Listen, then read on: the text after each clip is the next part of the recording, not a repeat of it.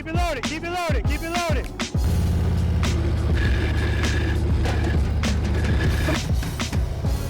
Very nice, I'm looking at the camera.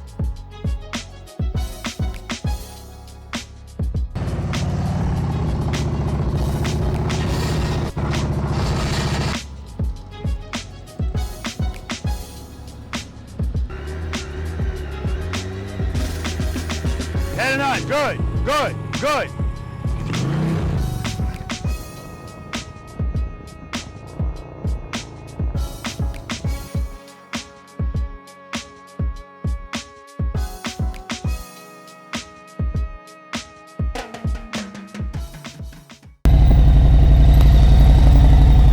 Head and eyes on the camera, because that's the way I'm headed.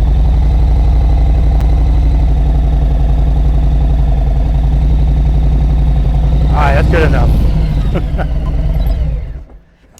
Preloaders, V.I.Preloaders, what's going on, guys?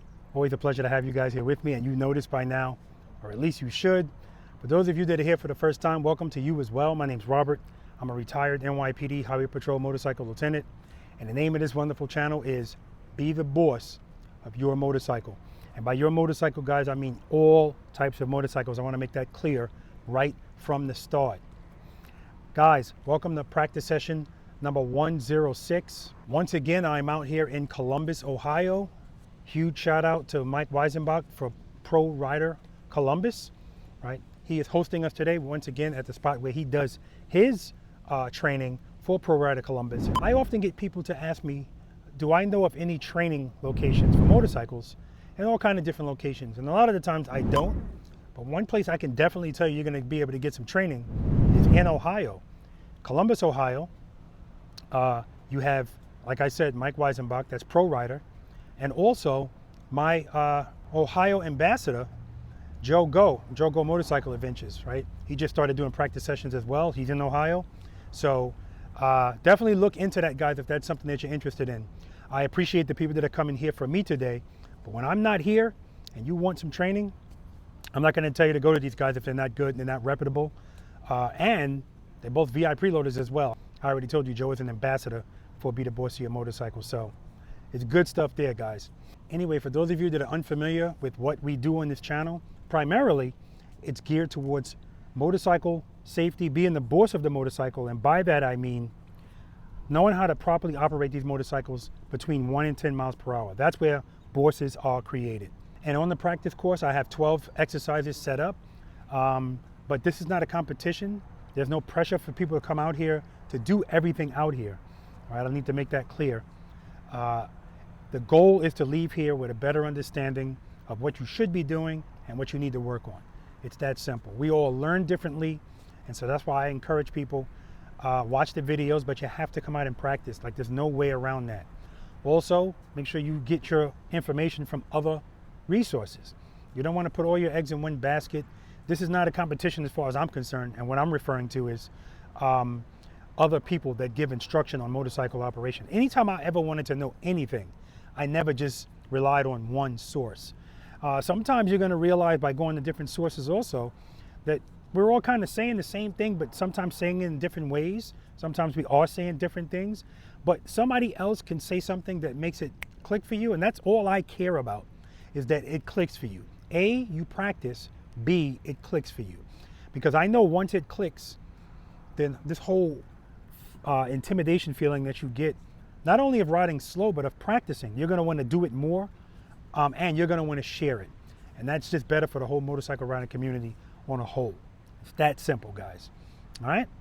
So I keep it light, I keep it bright here, well, as bright as I could be. The weather was looking like it was gonna be really bad today, and I was on the fence whether I was gonna cancel it, but everything cleared up. Tomorrow's gonna be even better. Tomorrow's practice session number 107, but today's 106, and I'm looking forward to the people coming out. Now today, a lot of people, I allowed them to switch to tomorrow, just because it made them feel a little bit better. So tomorrow's gonna be a lot bigger, today's gonna be a lot smaller. And that's probably a good thing because there are some storms expected this afternoon. What time? I don't know. But anyway, when the people that are coming today get here, I'm gonna talk to them and we're gonna find out what their names are, where they're from, what they're riding, how long they've been riding, more important to me, how long they've been practicing slow speed riding, and what they rate themselves on a scale of 1 to 10, 10 being the best in slow speed maneuvers.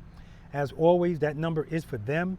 And I asked that question because a lot of people have never practiced before and they have no idea how to rate themselves. And then at the end of the day, I'll ask them again to see if their number changes. And again, that's for them, it's not for me. So if the number if it stays the same, it stays the same. Like I said, some people have never rated themselves, so they might rate themselves a little high, and then by the end of the day, say, hey, you know what, I want to lower that number. Or the number can stay the same. Like I said, it doesn't matter. It's to give them a gauge on where they are and a goal of where they'd like to be. All right, guys, let's do it. What's your name? Lee Sturgis. Where you from, Lee? Cincinnati, Ohio. How far is that from here? About 2 hours. Okay. How long have you been riding a motorcycle? I'm back on a bike around 6 years. What are you riding today? My 2016 Limited. Okay. Just in case you guys don't know, this is not Lee Sturgis' first practice session. Every time I come to Ohio, not only does he participate, if I'm here 2 days, which I always am, he's going to participate 2 days. So he'll be here, practice session number 107 as well. I appreciate him, always learning. And just huge as far as support and participation, not just with me, but with other people in this space. So I appreciate you, brother. It's my pleasure. How long have you been practicing slow speed riding? About 2.5 to 3 years now. Okay. If you had to give yourself a rating, 1 to 10, 10 being the best slow speed, what would you give yourself? Between 5.5 and 6. Okay. And you said you wanted to acknowledge some ambassadors? Yes. I have 2 ambassadors, but besides yourself, Yeah. everything you do for the motorcycle community and me. Yeah. 2 of your ambassadors, Joe Go, Mm-hmm. and Andrew Schultz. Yes. North Ohio ambassador, North Carolina ambassador. Mhm. They never hesitate to answer the phone when I have a question about any particular motorcycle riding skills. That's awesome. So, That's awesome. I Yeah. want to give them a shout out. Huge shout out to those guys. Listen, I often get questions asking me, what do I need to do to become an ambassador? It's always tough to answer that question because Anita and I never said we need ambassadors, let's start looking for them. They just jumped off the page at us as somebody that definitely should be an ambassador. So a lot of people think it's how they ride the motorcycle. It's, believe it or not, that's really not a prerequisite. It really isn't. It's a good thing. Yeah, it is a good thing if you're an ambassador. You expect people to be proficient in the bike and slow speeds, but there's other stuff that goes into that, guys. So if you're interested in being an ambassador, I do appreciate that. But everybody that is an ambassador, none of them asked to be an ambassador. They just got, well, I can't say they got picked. They got asked and they accepted. So I appreciate them all. All right, brother. Always a pleasure to meet you. Thank you so much. Nice pleasure to see you, I should say. Thank you. Good morning, man. Morning, sir. What's your name? Jogo. Don't you have a YouTube channel? I do. Jogo Motorcycle Adventures. Check it out. Yes. And before we get into all the other stuff, you do practice sessions now, right? I do. Where exactly is it? I said it was in Ohio, but I don't know what part of Ohio. So it's in Strongsville, Ohio. It's about maybe 20 minutes south of Cleveland. Oh, good. So that person that lives in Cleveland that Yes. said, okay, perfect. That's perfect for them. Come on Okay. down. And that's what I was talking to you guys about. You know, this is the only place I know for a fact.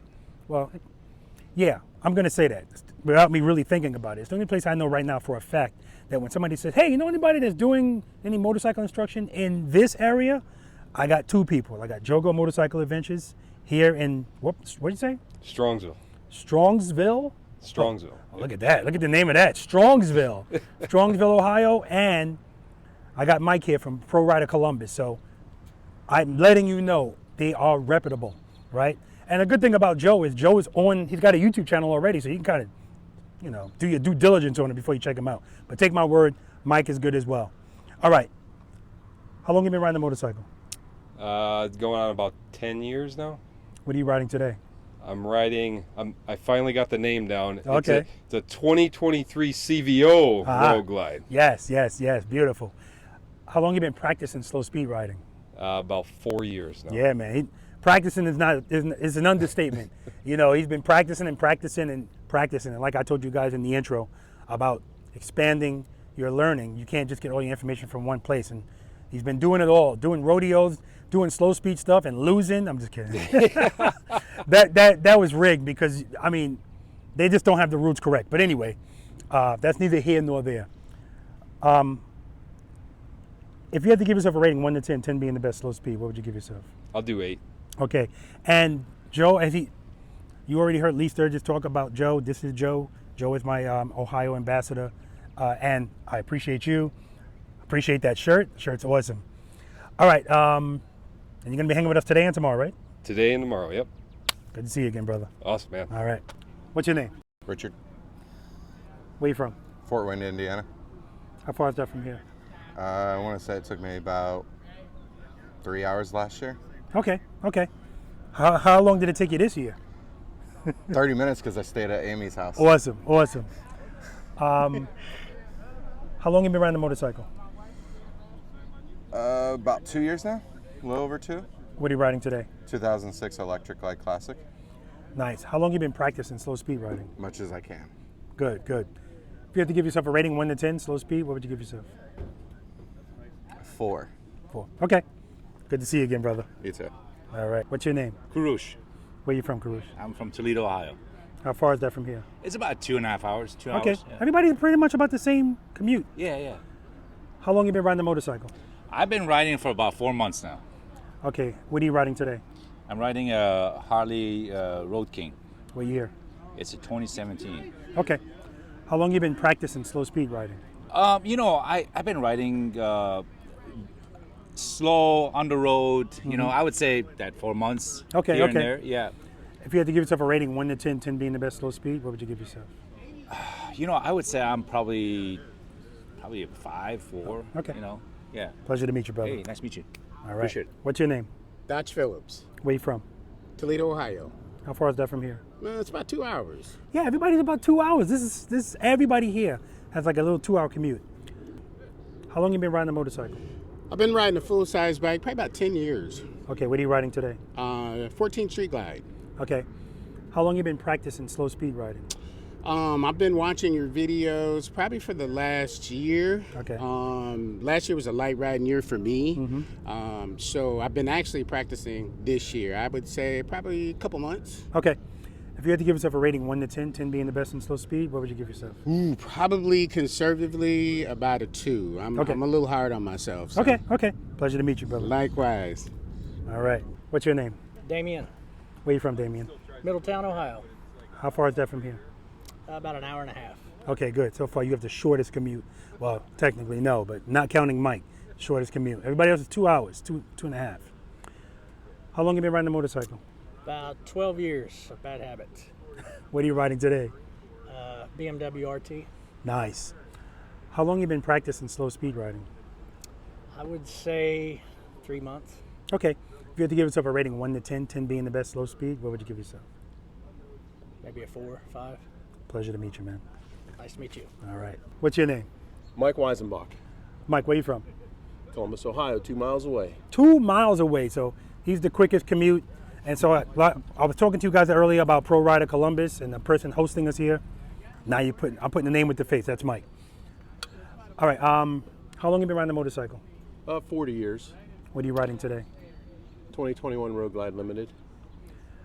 How long you been practicing slow speed riding? 3 years. If you had to give yourself a rating 1 to 10, 10 being the best without sandbagging, what would you give yourself? 7.5. Okay, and again, appreciate you, brother. Thank you for hosting us. And I didn't know you had anything to do with that, but providing a porta potty. Yeah, I wanted to help out this year, and You help out every year. so Yeah, I appreciate you, I man. know I can always use one. Okay, man. Pleasure to see you Thanks, again. brother. All right. You too. Glad to have you here. All right, man. All right, guys, we're going to get started. This should be a nice, easy one because we got not too much people, but I'm looking forward to it. Never matters. I'm always going to love what I'm doing out here with whoever comes out here. All right, let's do it. Good morning, guys. Good morning. Welcome to practice session number 106. Thank God you know, man. Because welcome to practice session number 106, guys. Anybody here have a problem being on YouTube? You? There's always a content creator that raises their hand. All right, good, excellent. All right, firstly, that's Mike. Mike has a Pro Rider Columbus motorcycle instruction course, and this is his location. So he's hosting us. I want to thank him.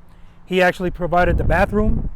Well, he not provided it, but he took care of getting it here. So I appreciate that. One at a time in that bathroom, guys. If it's 2 of you in there, I'm not going to judge you.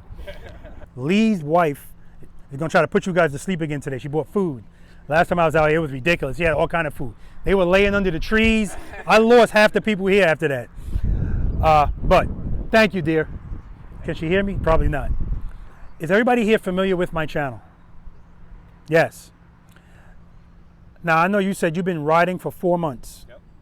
How long have you been watching my channel? Since last night. Okay, I figured that. How about you, Dutch? About a year. Okay, yeah, you told me that. Yep. I always know. How about you? 3 months. Okay. When I hand people the mic and they go, "What's this for?" I know they don't know what the hell's going on with this channel. But that's good. That's good. If you have any questions today, any of you guys, please ask them. All right, please. There's no such thing as a stupid question. Everybody familiar with the lingo of this channel? Everybody knows what preload and keep it loaded means?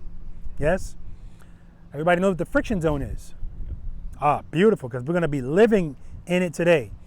Everybody know what Indy Ridge boots are? Yeah, I know you don't, but they do, yeah. Awesome boots, awesome boots. They're just phenomenal. And he's got on the new Armstrongs. I got on the new Armstrongs, ventilated. He didn't know it was going to rain, but I got my waterproof ones in there just in case, all right? Anyway. We'll be talking about rain right now. Listen, if it rains, we can all fit in the trailer. And I'll be outside in the coat. Yes, yes. All right. The first thing I'm going to talk to you guys about are the push-up penalties. You guys familiar with that? He said no. Okay, good. If you squeeze that front brake today in a slow speed maneuver, that's a 10 push-up penalty. It's voluntary. You could do the push-ups next year. I don't give a shit. But it's all about accountability. We're going to talk about accountability. Putting your foot down when you feel the bike falling. If you do that today, that's a 10 push-up penalty. Now, this includes putting your foot down and then putting it down again. That's 20. It includes when you're going to move the bike. If you pick up your foot and tap the ground, that's 10. We're going to talk about all of that. All right? Who's been riding here the longest? Well, no, he has. The shortest amount of time is you. You're probably going to be getting most of the questions. All right? And if you don't know it, we'll all help. First things first. This is a practice session today. This is not a competition. Nothing here is set up, spec'd like a competition. This is just to get your confidence up. These are the goals today. We make small goals here in Preloader Nation. Your goal is to leave here. Well, the first goal, I'm guaranteeing you it's going to happen. Leave here with a little bit more confidence, or a lot more than you got here with. That's going to happen. Secondly, to give you a better gauge on where you are and where you'd like to be and what you need to do to get there, right? Have a better understanding what to practice so that you can, education is the key, right? But you have to be consistent with this, right? This is a perishable skill, period. So if you've been riding for 4 months, that's actually beautiful. When I went to motorcycle school, they made us fill out a paper, and on that paper, they wanted you, of course, put your name. How long have you been riding a motorcycle? And I never forget, people that can put 2-digit numbers, you could tell they felt like, but they were the worst ones, right? And the people that taught the motorcycle class prefer that you only been riding for 4 months, if at all. Me, I had never ridden. So all I know is what they taught me. So we are going to be fighting two big things here, two big hills. Bad habits, which you told me you've got 12 years of bad, I think you said 12 years of bad habits, and instincts, right? Both of these things are tough to overcome, but they're not impossible to overcome. It just takes time and it takes consistency. And we all learn differently. I always ask you guys a bunch of questions for a reason. That's my blueprint for me and for you. How long you've been riding? How long you've been practicing? That's what I really care about. I can give a shit how long you've been riding a motorcycle. Because when we do this, a lot of us are on the same level. 50 years, 1 month, same level. Because if you don't practice this, this is where bosses are created. So the name of the channel is Be the Boss of Your Motorcycle for a reason. Most people are not. Because where you become the boss is when you slow down. Because that's when it's all on you, period, right?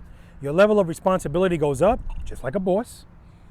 And it's the only vehicle where your heart rate goes up, the slower it goes.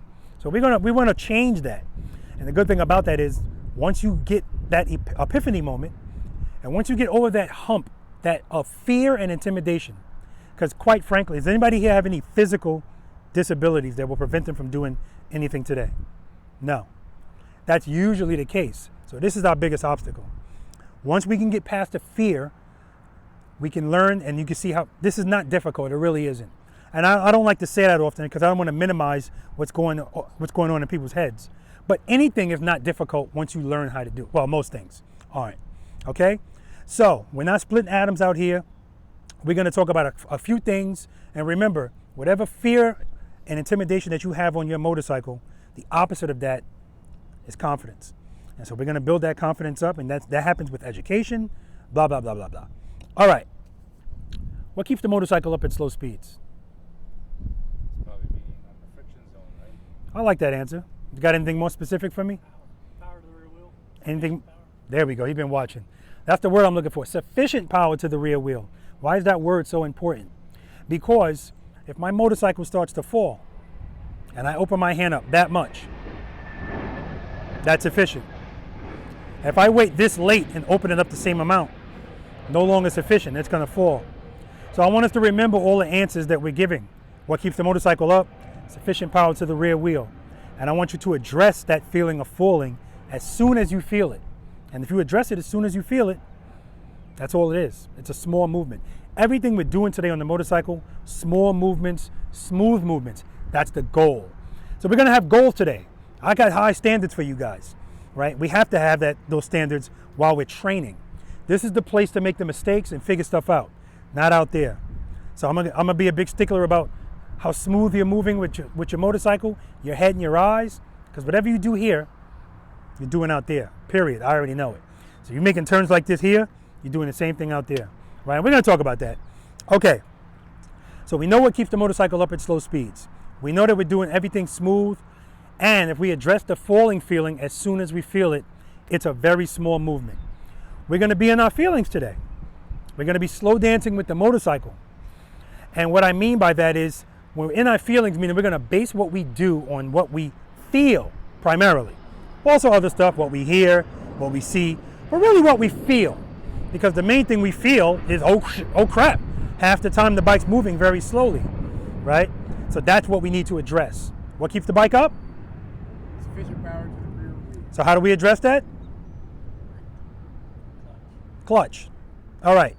5 steps I want you guys to follow all day today before you move your motorcycle. Now, every practice session I do, somebody tells me go screw yourself. Not verbally, not verbally, but I know old habits die hard. I'm not expecting you guys to get everything today, and nor should you, right? Repetition equals retention. Always step number 1 before you move your motorcycle. Mike? First gear. His head was down. He was like, huh? Oh. Yes. Make sure the motorcycle's in first gear. Even if you drive a nice, pretty BMW or ride, or a new Harley Davidson with the new infotainment screen, or an Indian, whatever you have that has a nice big number, do it anyway. Because you might not be on that bike one day, or it's not always accurate. It just isn't. Physically do it. Make sure it's in first gear. Step 2, Joe? Cover the rear brake. Cover the rear brake. Is that news to you? Cover the rear brake? Yep. Cover the rear brake? Why do we, first of all, do you know what covering the rear brake is? I have no idea. Okay. It's resting your foot on it, physically. Like, I don't want you hovering your foot. When I say cover it, you can rest your foot on the rear brake and not apply the rear brake. Is that the case with the BMW? It is. Okay, beautiful. If we drop our motorcycle today, a couple of things I want you to keep in mind. 1, dropping your motorcycle is par for the course. It seems to be like a taboo thing to most, but it's par for the course.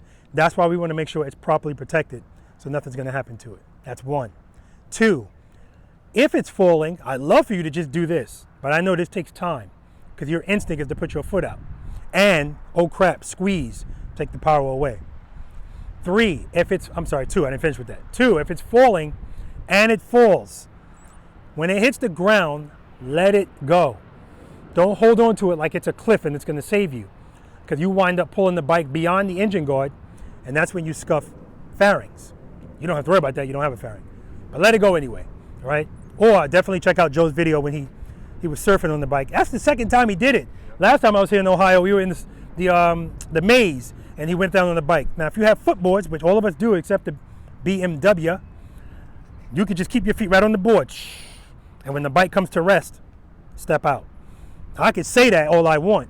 Nobody's going to do that unless you practice and get comfortable with it. Then you know that's an option. But The first app, I want you to use the first option. Open the clutch. We're going to talk about trust and believe. So covering the rear brake is resting your foot on it. We cover it because we just talked about being graceful and smooth. If your foot's on it, you're least likely to stab at the rear brake. Anything we're going to be doing on that rear brake today, and we are going to be using it, small, smooth inputs. That's all we need. That's all we should need. And so if we're covering it, nice gentle pressure, and sometimes when we're using that rear brake, once we apply that gentle pressure, we're going to just hold it there. That's dragging the brake. That's what keeps the bike smooth. This, your bike's not going to be smooth. It's going to be doing this. Just like your clutch hand shouldn't be going like this, right? And we're going to talk about that. Step number 3, Rich. Wrong the blank now. 3. Preload. And keep it loaded. And? Keep it loaded. Yes. You know what preload is? You keep the throttle.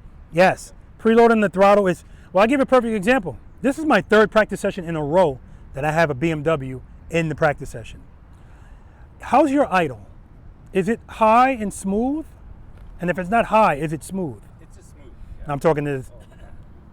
Yeah, It's smooth. it's a low idle. It's low. Okay. So preloading the throttle is raising the RPMs above idle. Okay? That's all it is. If you don't preload your throttle and you just start opening your clutch, what's most likely going to happen to your bike, Lee? Stall, pull over. Yeah, it's going to stall. So that's why we preload the throttle, because we need to understand that every time we engage the clutch, the bike is asking for power, and it's going to draw that power from your preload. If you don't have a preload, it's going to stall. If you give me a half-assed preload, it still might stall. See, one of the things I'm sorry, and why do we keep it loaded, Rich? Drawing a blank. Okay. Sufficient power to the rear wheel. Yes. Well, yes and no. Actually, there is no no. It's yes, but I'm going to add more to it. We keep it loaded because although his bike doesn't do it, some motorcycles have a high idle and a smooth idle. Some Goldwings, some BMWs. So they can literally go through a concourse at idle and they're fine. We don't have that luxury with these motorcycles. So we have to create that. We create that by keeping the RPMs up and keeping it loaded, keeping it steady. So I want you to listen to your motorcycles all day today. Your goal is once you preload it, keep that there. Keep the sound there. I want to hear a steady sound. I don't want to hear blah, blah, blah, blah, blah. I want to hear steady. Pretend it's on an EKG. I want a flat line. All right? Everybody clear about that? Beautiful. Listen to it. So listen, at a certain point, the good thing about practicing is people that don't know a lot worry a lot. That's true with everything. And they're worried about everything. Sometimes I'm telling people to preload, and they go, there you go, Rob. And I go, give me a little bit more. There you go. You said small movements, right, stupid? No. Yes, I want small movements, but get that preload higher, because as soon as you open your clutch, it's going to go down anyway, right? I'd rather you be, I don't want it screaming, but I'd rather you be a little high to begin with. Keeping it loaded doesn't have to stay high. It just has to stay above idle, right? And this all depends on what you're doing too. You'll know your motorcycle, and the good thing is you'll get to understand what it sounds like and when that's normal. I can hear, not even being on your bike, if it's in the friction zone when it shouldn't be. I can hear if it's too high or too low. When I'm standing next to you, I can see when it's starting to fall, and you're going to hear me go, clutch, clutch. If you hear me yell out clutch, I'm just telling you, open your clutch. I'm off the bike and I can see when you need it. But I understand that when you're going through it and when you're in the middle of it, sometimes you don't hear, you don't feel, you don't see. That happens. Don't worry about that. If you guys do something out here today that I've never seen, I'll let you know, hey, wow, I've never seen that before. But I doubt that that's going to happen. All right, so don't worry about that. Don't worry about anything. You're in a safe place. That's what I like to say. This is a positive learning environment. Nobody here is going to judge you. This is an each one, teach one environment, right? We got Pro Rider Columbus. We got Joe Go. We got my Illinois ambassador, and we got you guys. You don't need a YouTube channel or to teach this to know something. It's not always about being right or wrong. Sometimes it's just a better way. And what's better, it might be different for you and for me, blah, blah, blah. We good? Preload that throttle and keep it loaded. That keeping it loaded is your lifeline. All right. Really, it's the clutch, but all right. Step number 4, slowly release the clutch into the friction zone. because we want to start out slowly. We're going to talk about that in a second. And then step number 5, guys, as soon as your motorcycle starts to move, pick your left foot up. I mean, as soon as it starts to move. So when the motorcycle starts to move, your foot should come up.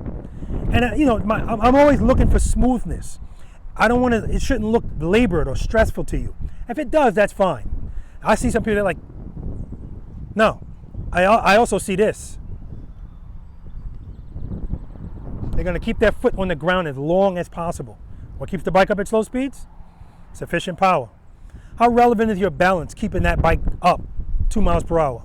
100 being a lot, 0 being none, 50 in the middle. Slow speed like 2 miles. 2 miles per hour. I would say 30. 30? Yeah, like 50. 50? 60. 60? You drawing a blank again? I'm still waking up. Okay. 0? 0. 1. 1? 0. 0. Yeah. Like 0. Maybe 1. But I like 0. And the reason I'm going to stick to the 0 is because we talked about it. What keeps the motorcycle up at slow speeds? Sufficient power. Nobody here mentioned my balance. And so if that power is sufficient, your balance is irrelevant. And I find that when we're riding slowly, I see people physically trying to balance the motorcycle. You don't, like if the motorcycle is losing balance, the motorcycle is losing balance, not you, right? And what you feel as far as your balance is irrelevant, because if you ever feel that, boop, it always wants to stand up and go straight with power. Are we clear about that? Always. What does it always want to do without sufficient power at slow speeds? It always wants to fall, right? All right, good. So we got these things here to start out with. With sufficient power to the rear wheel, it always wants to stand up and go straight. With insufficient power at slow speeds, it always wants to fall. Beautiful. So let's talk about step number 4 when I said slowly release the clutch into the friction zone. Sometimes when I tell people to do that, they do release the clutch slowly, and as soon as they release the clutch, they feel falling. Then they put a foot down. So I want to introduce you to open close. Open close, I'm referring to the clutch. I'm going to demonstrate this for you guys in a second. When you first start out on your motorcycle, I'm always looking at the suspension in the front. I should see very little movement when you start, and I damn sure should see very little movement when you stop. If your suspension is doing that, we're going to talk about that. Because the first thing we're going to do is short starts and stops, smooth short starts and stops. Sometimes it's appropriate to pick up the bike quicker, open the clutch quicker, so that you can get the bike to stand up and get past that whole it might start falling feeling. That's when you just open the clutch but close it right back. And I'm going to show you that on the camera. First I'm going to show you when I take off. You're barely going to see any movement in the front suspension. Then I'm going to do that. The reason I'm sharing this with you guys is this is all about having tools in the tool belt. And it might be a tool in your tool belt that you use 3 times a year, but it's there when you need it. That's the whole point. The more tools you have, the better, because like I always say, when we're riding on motorcycles and everything's working out, all of us are superstars. That's why everybody can ride fast. Riding fast and making slight turns, that's what motorcycle riders do. They're great at it. When you slow down, that's when the problems start, right? And that's why people like to do slight turns. And that's why I like to say motorcycle riders don't have a lot of accountability, right? They don't like to, if there's a motorcycle accident, it's always somebody else's fault, right? It's just not the case. 90+% is rider error. Not just skill-wise, but sometimes not scanning, not anticipating. You know, we have a lot of complacency too. So again, I'm not trying to say we ride around scared, but your options out there are limited to your skill level. So if your tool belt is empty, or you only have one thing, that whole had to layer down thing, yeah, that's you. I don't fault you for that, because that is all you knew to do. Instincts. All right, any questions? Let me get the bike. I'm gonna show you 3 things. 3 things I want you to practice. Friction zone, rear brake. All right. All day today, gentlemen. All day today. 2 things. 1, we're not duck walking today. 1 foot or 2. That's the goal. If you have to do it, no big deal. But if you leave here and your chest is going like this, it's getting ready, because you got a lot of push-ups coming. All right? All day today, your goal is to stop with your foot coming down like this Oh, damn, these boots look good. Or in stride, heel toe. That's the goal. Any other way you're stopping, if your foot's coming down abruptly, if you're coming down like this, unacceptable. Not to me, that's how I want you to feel. And the beauty about this is something you can practice every time you ride, every time you stop out here. And as soon as you think I'm not looking, I'm gonna see it. Whoa, smooth stop, that's what I want. So if you make a beautiful U-turn, when we get to exercise number 6, I'm gonna say that was a great U-turn, man, but that stop was trash. I want it smooth all day because stopping a motorcycle smoothly is the ultimate control of the motorcycle. Ultimate, we're gonna talk about that. I'm gonna demonstrate to you guys me starting the motorcycle with very little movement in that front suspension. Then I'm gonna show you open close. And as we go through the day, I'm gonna let you know when it's appropriate to do either one. Again, a lot of this stuff is up to you guys. It's gonna be dependent on what you feel. Feelings. First gear. Cover the rear brake. Head and eyes always straight ahead. Preload. That's enough. Clutch. Foot up. Did you see any compression? Any movement? All right. Now, open close. You're gonna see my suspension go up, come right back down. Reload. That's it. That's all I need. That open close is just gonna get me past that falling feeling that I don't wanna feel that at all. And sometimes that's gonna come in handy. It all depends on what we're doing. Okay. If I'm coming to a stop, most motorcycle riders will pull the clutch all the way in, let that bike coast, coast, coast, and as soon as they feel falling, feet out, front brake. And that's why you see stops like that. Because they don't ever want to, I can't say they don't ever want to, I know for the most part they don't know what to do. What keeps the bike up at slow speeds? Okay, so if I'm coming to a stop, stop, and now I'm getting very slow. My handlebars are starting to do this. I'm starting to feel that falling feeling. But I'm not ready to stop yet. But like I said, most people feel time to stop. That's when it's time to stop, when they feel falling. But if I'm not ready to stop, what do I do? You ready to stop? Yeah, I'm trying to stop, but I want to stop smoothly. I don't want to stop with the bike falling. So if I hit the rear brake, remember, if I feel falling and I hit the brake, it's just gonna stop. What do I have to do, Mike? Friction zone. That's right. Because remember, we talked about what keeps the bike up at slow speeds.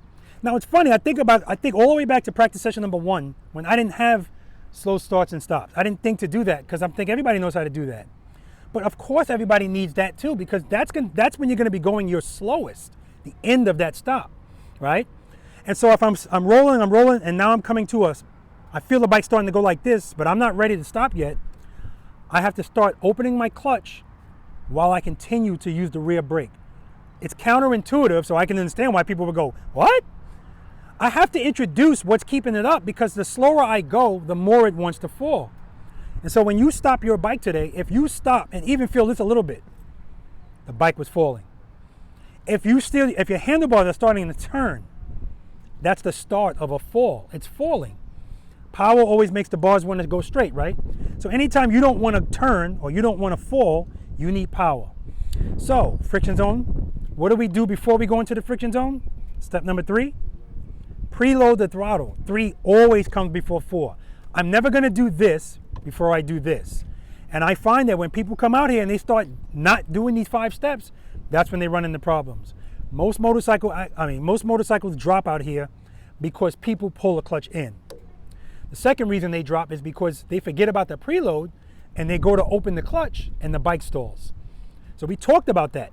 I asked Mike, what's going to happen? No, I asked Lee, what's going to happen if you open your clutch with no preload? He said the bike's going to stall. That's no different if the bike's rolling slowly. You open up that clutch with no power, and a lot of times the wheels are turned. Keep in mind, when you turn your wheel, that also lowers your RPMs. It's not a significant low, but it does lower it because it's creating drag. So we want to make sure we have that power. That's why we're always listening to it, okay? I'm gonna do that now. I want you to listen. I'm gonna ride towards you, come to a stop. I'm gonna have the clutch all the way in, and then at the end of that stop, you're gonna hear my throttle go back up a little bit. That's me going into the friction zone. I'm sorry, that's me raising my RPMs because I'm about to go in the friction zone. How much am I gonna go in the friction zone? Depends on what I'm feeling. Because sometimes you don't need to do this at all. Sometimes the balance works out. Not your balance, the balance of the motorcycle. Sometimes it just works out. But I'm always feeling it. I'm feeling for it as I'm coming to that stop. If it's working out, beautiful, beautiful. Now, what most people will do, and I'm sure some of you guys might do today when we do this exercise, is when you come to the end of the stop, you're gonna try to keep that bike going a little faster than I want you to so that you can stop and you don't ever have to do anything. Again, motorcycle riders, lazy, complacent, no accountability. I'm not saying that's the case here. I'm saying that's something you want to do because it's what you're accustomed to doing. I'm going to tell you, no, you're going too fast. I want you to be uncomfortable today. Step outside your comfort zone. Let me rephrase that.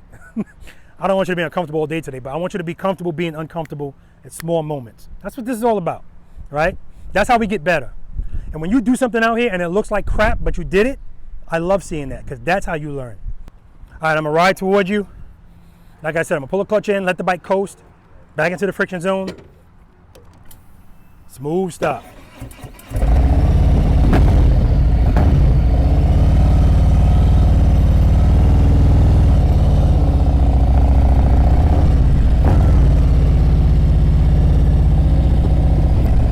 Clutch is in.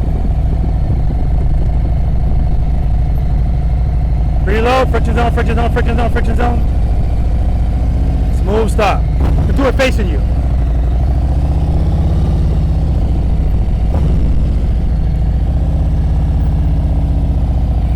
Friction zone, the throttle is still up. Smooth stop. Now, the way the heel toe stop helps you, how it's advantageous, is it helps with your coordination. So if you're coming to that stop, sometimes I'll see people come to a stop and it was gonna be smooth, and they put their foot down, and then it ends up like this. So you're never using your front brake then? No. I'm gonna get to that question in a second. Sometimes people put their foot down once, and then they put it down again. They're not applying enough rear brake to bring that bike to a stop. But if we stop with the foot heel toe, all we have to do is link that with our foot on the brake. So I'm already braking. That's the other thing too. The braking process is progressive. So when we get to exercise, this exercise right here where you're stopping cone to cone, a lot of times people will start at the cone, fast start, abrupt stop. If you wait until you get to the cone to start braking, it's gonna be abrupt. So it should be brake, brake, brake, brake, brake, brake, brake. And when you get to the end of that stop, as soon as my heel hits the ground, brake. I finish them off at the same time. Now, here's when you get this fall. Even if somebody is doing friction zone, friction zone, friction zone, they pull a clutch in too soon. Remember, at that speed, as soon as you pull a clutch in, it's gonna start falling. That's why your stop is like this.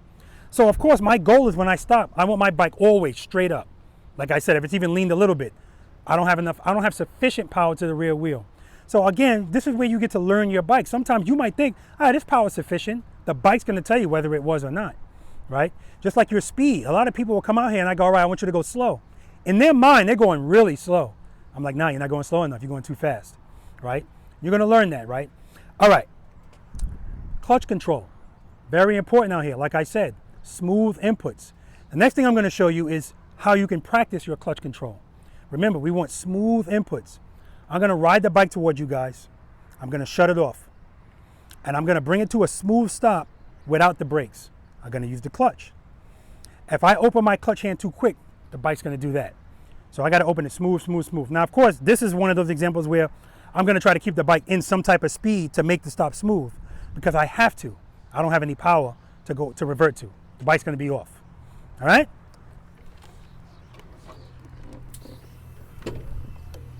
Oh, you asked me, did I use the front brake?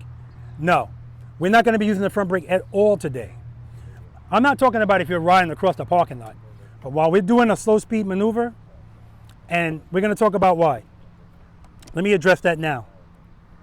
The front brake is a lot of stopping power. It's too much stopping power. Can I do all of this stuff and try to use my front brake? I could, but the bike's gonna be going like this. Also, we're gonna be living in the friction zone today. And sometimes using the friction zone, you're gonna be using the rear brake at the same time, like I just said, coming to a stop. Imagine me trying to use the friction zone and using the front brake at the same time. Is it possible? Yeah, it's possible. Not practical though. This is way easier to just be applying light pressure. So let's think about it this way, guys. Let's say the friction zone has 5 points, because the friction zone is very small. Getting to the friction zone is where motorcycles kind of differ, but once we're in it, very small, maybe it's that much room. Let's suppose in that room there's 5 steps. When you're coming to a smooth stop, you're going to be in step 1, between 1 and 2.5. Talking about how much power you're allowing to go to the rear wheel. Between 1 and 2.5, your rear brake is going to, well, technically your rear brake's going to win the battle even all the way up to 5. The problem is if you're in 5 on the rear brake, that's when you run into problems. You're making the bike fight. That's when you run into clutch problems. But between 1 and 2.5, they play together very nicely. So when you're coming to that stop, if you're in the friction zone and you're dragging the rear brake, because that's what you're doing, but you're applying it gradually, friction zone, brake, brake, brake. As you get more to the end of that stop, you might have to open this hand up from 1 to 2, 2.5. It all depends on what you're feeling. And that's why people, when they start practicing this, they fall in love with it. They want to do this more than just riding, because you're involved, it's challenging, right? And you know a lot of people can't do it. It's just that simple. All right, and practicing gives us options. So tell me your name again. Karush. If your motorcycle's right here, Karush, and I say, okay, Karush, go that way. What are you going to do? How are you going to handle that? Obviously, you're be in a friction zone. Mm-hmm. Throttle, rear brake. What are you going to do? Are you going to make this turn right here? Or are you going to back up first? I'm gonna back up. Yeah, exactly. That's my point. That's my point about options. Now, I'm just using that as a point of reference, but this it pertains to everything, where your lens is going to change. Not only looking at how many people don't know how to do this, but how your options have changed on what you're going to do now. I look at this, Joe looks at this, Jason looks at this, Mike looks at this, and says, I'm just going to make a left turn. Now that whole smooth stop, friction zone, rear brake, that's even more relevant when we're coming out of a turn into a stop. Because if I'm going to turn and my bike's leaned and I just go, oh crap, I need to stop. Most people, oh crap, clutch in, front brake, boom, the bike's just going to fall. But I need to stop, but I'm leaning. How am I going to get that bike to stand up, Karush? That's right, friction zone, because power always wants to stand up and go straight. And that's what I need to do. I'm turning, I need to stop. I can't stop like this, unless I want the bike to fall, but I'm also on the rear brake at the same time. Friction zone, rear brake, boom. That stop is not going to be smooth, it doesn't matter. I just don't want to hit what the hell's over there. All right? All right, clutch exercise. I probably forgot all about it. So in this case, I'm going to be on the rear brake right from the start to make this turn. Remember, I told you guys, this is not a competition. There are certain competitions where they'll want you to go through an exercise brakeless. Now, if you're real heavy on your brake today, I'm going to take it away from you. I'm going to say do that without the brake. But I will never tell you not to use it, because the rear brake gives you 2 things: correction and control. Correction and control. Remember, light inputs of pressure. So we're not robots. Sometimes I open up my clutch and I open it up initially more than I anticipated. That's why I'm covering that rear brake. As soon as I feel that, I correct it. Boom. So I'm barely out of what I need to be in. And so if I'm going to make this turn in front of you guys, I'm going to put the friction zone into maybe level 2. I want to be a little higher than I probably need to be. That way I'm good. I can always lower it. Let me know if I'm saying shit you don't understand what I'm saying. Level 2, 1. Same rules apply. First gear, cover the rear brake, preload the throttle, clutch, foot up, rear brake. Keep that throttle loaded, now I can come off. All right.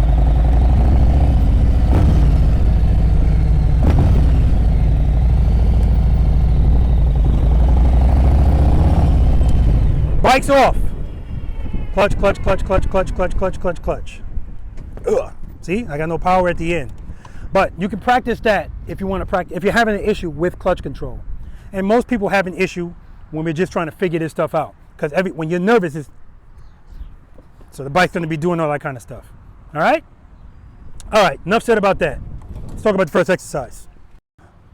Mike Weisenbach, Pro Rider Columbus, has a question. See how you're bending down? I told you could sit. Go ahead. So if we're closer to highway speeds, will we be at any highway speeds today while we're out here and coming to a stop? We shouldn't be. Okay. So maybe, or above 10 mile per hour. We will be. So one of the things I teach when I'm teaching the slow controlled stops is above 10 mile per hour. When we're doing that drill, you can use the front brake to initiate your slowdown. Once you're at 10, and that's a feeling that you train yourself to know, hey, I'm below 10, you get off that front brake. Stay in the friction zone, stay preloaded. You're already on the rear brake because you were using both brakes to initiate that stop. So I don't know if you want to teach it that way or not, but there are times when we're on my range and we get above 10 and I want them to stop. So I say, yeah, if you want to initiate your stop with that front brake, go ahead, use a little bit of it. When you get below 10, that's your choice. When you believe you're below 10, get off the front brake and come to a smooth controlled stop. So I was about to say I'm gonna treat you like an attorney. I need a question. That wasn't, no, but you asked the question in the beginning. That's exercise number 2. No, 1. That's exercise number 1. Smooth stops out of speed. And so he's referring to the front brake and being on the front brake when you're above 10 miles per hour. Yes, that's what I say too. Now, when it comes to the brakes, all of our bikes, I think, have link brakes. But the Harley Davidson's link brakes don't kick in until like 22 miles per hour, if that's a concern of yours. If you really want this bike to stop, front brake. You know what? We'll wait till we get to exercise number 1 because we're going to talk about all of that anyway, in the interest of saving time. What we are going to do right now, these high cones, smooth, short starts and stops. Now, I do private lessons as well, and I have a bunch of people come out to me and say, Rob, I just need help with U-turns. Regardless of why anybody's out there, that's where we start. That is the foundation of everything. Now, quite frankly, the second thing that we do, which is the slow ride, sometimes I have to get away from that and start with the slow ride because they're not ready for that. It's very involved. Stopping your motorcycle is not just stopping a motorcycle. Like I said, there's technique involved in everything we do out here. And the goal today is not just to get through these exercises, it's how you get through them. And we're going to talk about that. All right, so we're going to start at a cone and you're going to stop at the next cone. Smooth start, smooth stop. Don't pass the cone in front of you. This is also about being situationally aware of your motorcycle. And so that's the disadvantage when people do take the bags off, because then they're hugging the cones and they think they have that room. All right, I still suggest you take it off. And that's the exercise, guys. Every time you stop, I want it smooth, take off, smooth, unless you do open close. We don't need speed, we just need power. We talked about that to keep the bike up, right? All right, any questions? All right, let's do it. Friction zone, coming out of the turn. Smooth stop. That was a heel and toe stop.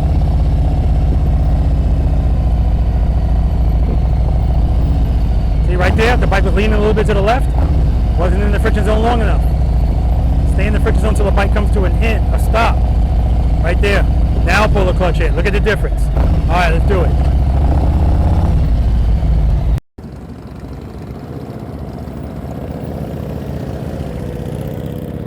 All right, next cone.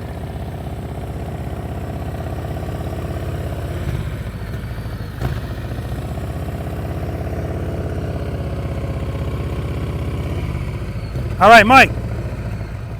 Right there, did you feel your bike falling to the left? Okay.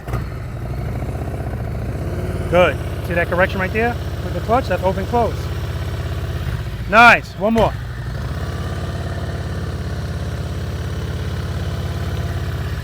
Good job, Mike. And I love seeing that. He did some open close in there. One time he put the clutch in too early and just a little bit to the left. That's what I like to see, so we can talk about it.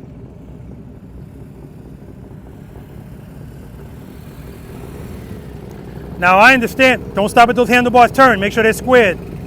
I understand this bike has a very soft suspension, so I'm gonna see a little bit of compression and that's fine.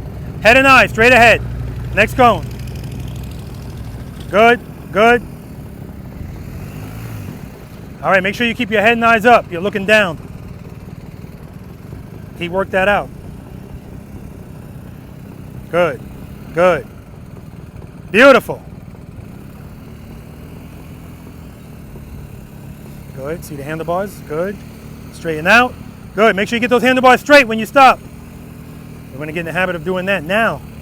Making sure those bars are straight. Good job, man. Very nice.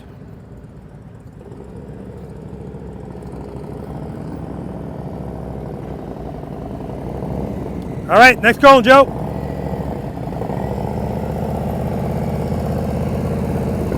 Don't pass the cone, Joe. Can't see where my front wheel is. Joe said he can't see where his front wheel is. We're gonna talk about that. All right, a little bit slower, Joe, a little bit slower.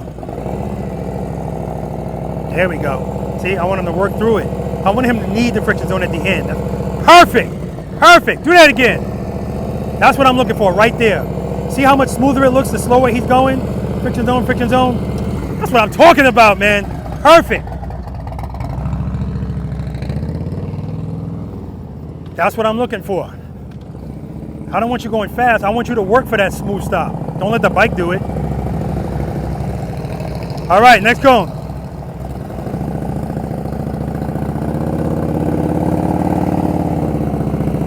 Good. It's good. Good. See that open close? Good. Good. Friction zone, friction zone. Beautiful, Rich. Give me another one. Foot up. Clutch, clutch, clutch, clutch. Outstanding, man. Outstanding.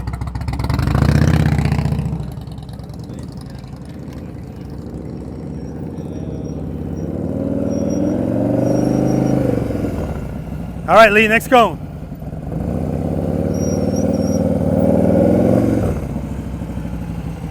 All right, Lee, remember when you start moving, I want you to pick that foot up right away. Right now, your foot's kind of trailing behind you.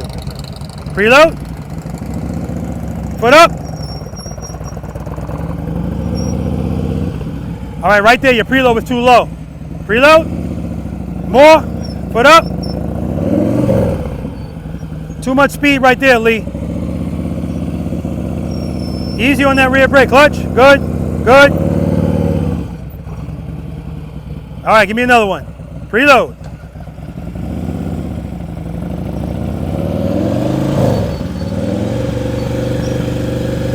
All right, yeah, you're heavy on that rear brake. Let's try one more time. Easy on the rear brake. Good. Brake, brake, brake. Friction zone, friction zone, friction zone, friction zone. All right, we'll work on it, Lee.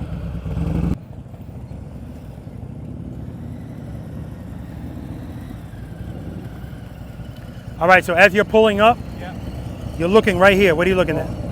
Yep, keep your hand right, straight ahead. Follow the first 5 steps. Stop, stop, stop, stop. So right from the start, your preload's too low. Let me hear your preload. This is where I'm a little bit shaky about. How far though? We're gonna do it. More. More. Pull the clutch in, pull the clutch in. Keep the clutch in, I just want you to hear the preload. Preload. More. Right there. It's gonna go down when you open the clutch anyway. Head and eye, straight ahead. Cover that rear brake. Keep it loaded. Foot up. Friction zone, friction zone. Don't worry about it. All of this is normal. Head and eye, straight ahead. Foot up. Friction zone, friction zone. So right there, every time you feel that bike falling, open up that clutch some more. All right, let's do this. Forget about that cone. Go to the next cone. Preload. Slow down, slow down, slow down. Pull the clutch in a little. Feels like the bike's gonna fall. Exactly. And it will without sufficient power. Preload. So let me ask you a question. Go ahead. So I'm on my brake right now, right? Mm-hmm. So as I let go of the clutch, I'm preloading. Mm-hmm. I'm letting the brake go over, right? Depends. Or I leave it under. No, you always leave your foot on it because just resting your foot on it doesn't apply it. Okay. Right? If you need it, you apply gentle pressure to it. I see. Good. Foot up. Pull the clutch in a little. A little. All right. Smooth stop. Yeah. All right. Go ahead around. We'll talk about it. All right. Karush is going to need some work. And so exercise number 2, I'm looking forward to doing that with him. The slow ride. Because when somebody is struggling with that, that's what I usually start them with. Get that foot up. Get that foot up. First cone. You passed it. Whoa. That's 10. All right. Next cone. Preload that throttle. Foot Foot up, clutch, clutch. All right, back up. All right, so what's happening here? Kind of doing stuff out of order. What's step number 1? No. Cover the brake. No. Make sure the bike's in first gear. Out. Step number 2 is cover the rear brake. Step number 3 is preload that throttle and keep it loaded. Step number 4 is clutch. Right now, you're opening the clutch without preload. That's why you're feeling the bike falling. Preload that throttle. Let me hear your preload. Good. Good. Keep it there. Clutch. Open the clutch. Foot up. Pull it in a little. A little. And see, that makes sense. I said pull it in a little. I said open the clutch. You went close it. When really it's open. And when you close it a little, you're just taking a little bit of power away. You don't want to keep all that speed cone to cone. Good. Open the clutch. Open the clutch. Good. Close it a little. A little. So right now what you're doing is, when I'm saying close it a little, you're taking all the power away. You want to stay in the friction zone, otherwise it's going to fall. Preload. Clutch. Open it. Close it a little. There we go. There we go. There we go. Get off that front brake, man. That was going to be a beautiful stop. You ruined it. All right.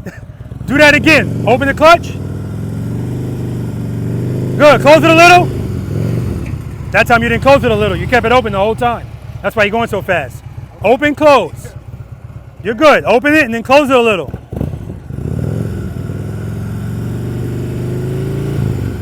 Good. Open the clutch. Close it a little. Close it a little. Close it. Close it. Good. One more. You're good. Good. Open. Close it a little. Keep it closed a little. Good, good, good. All right. It's coming, man. It's coming. Rome wasn't built in a day. I appreciate it. All right. All right, guys. I'm going to talk to him and Karush, really, and Lee, about a couple of things with this exercise. But this is what I'm talking to you guys about, guys. This exercise is the truth.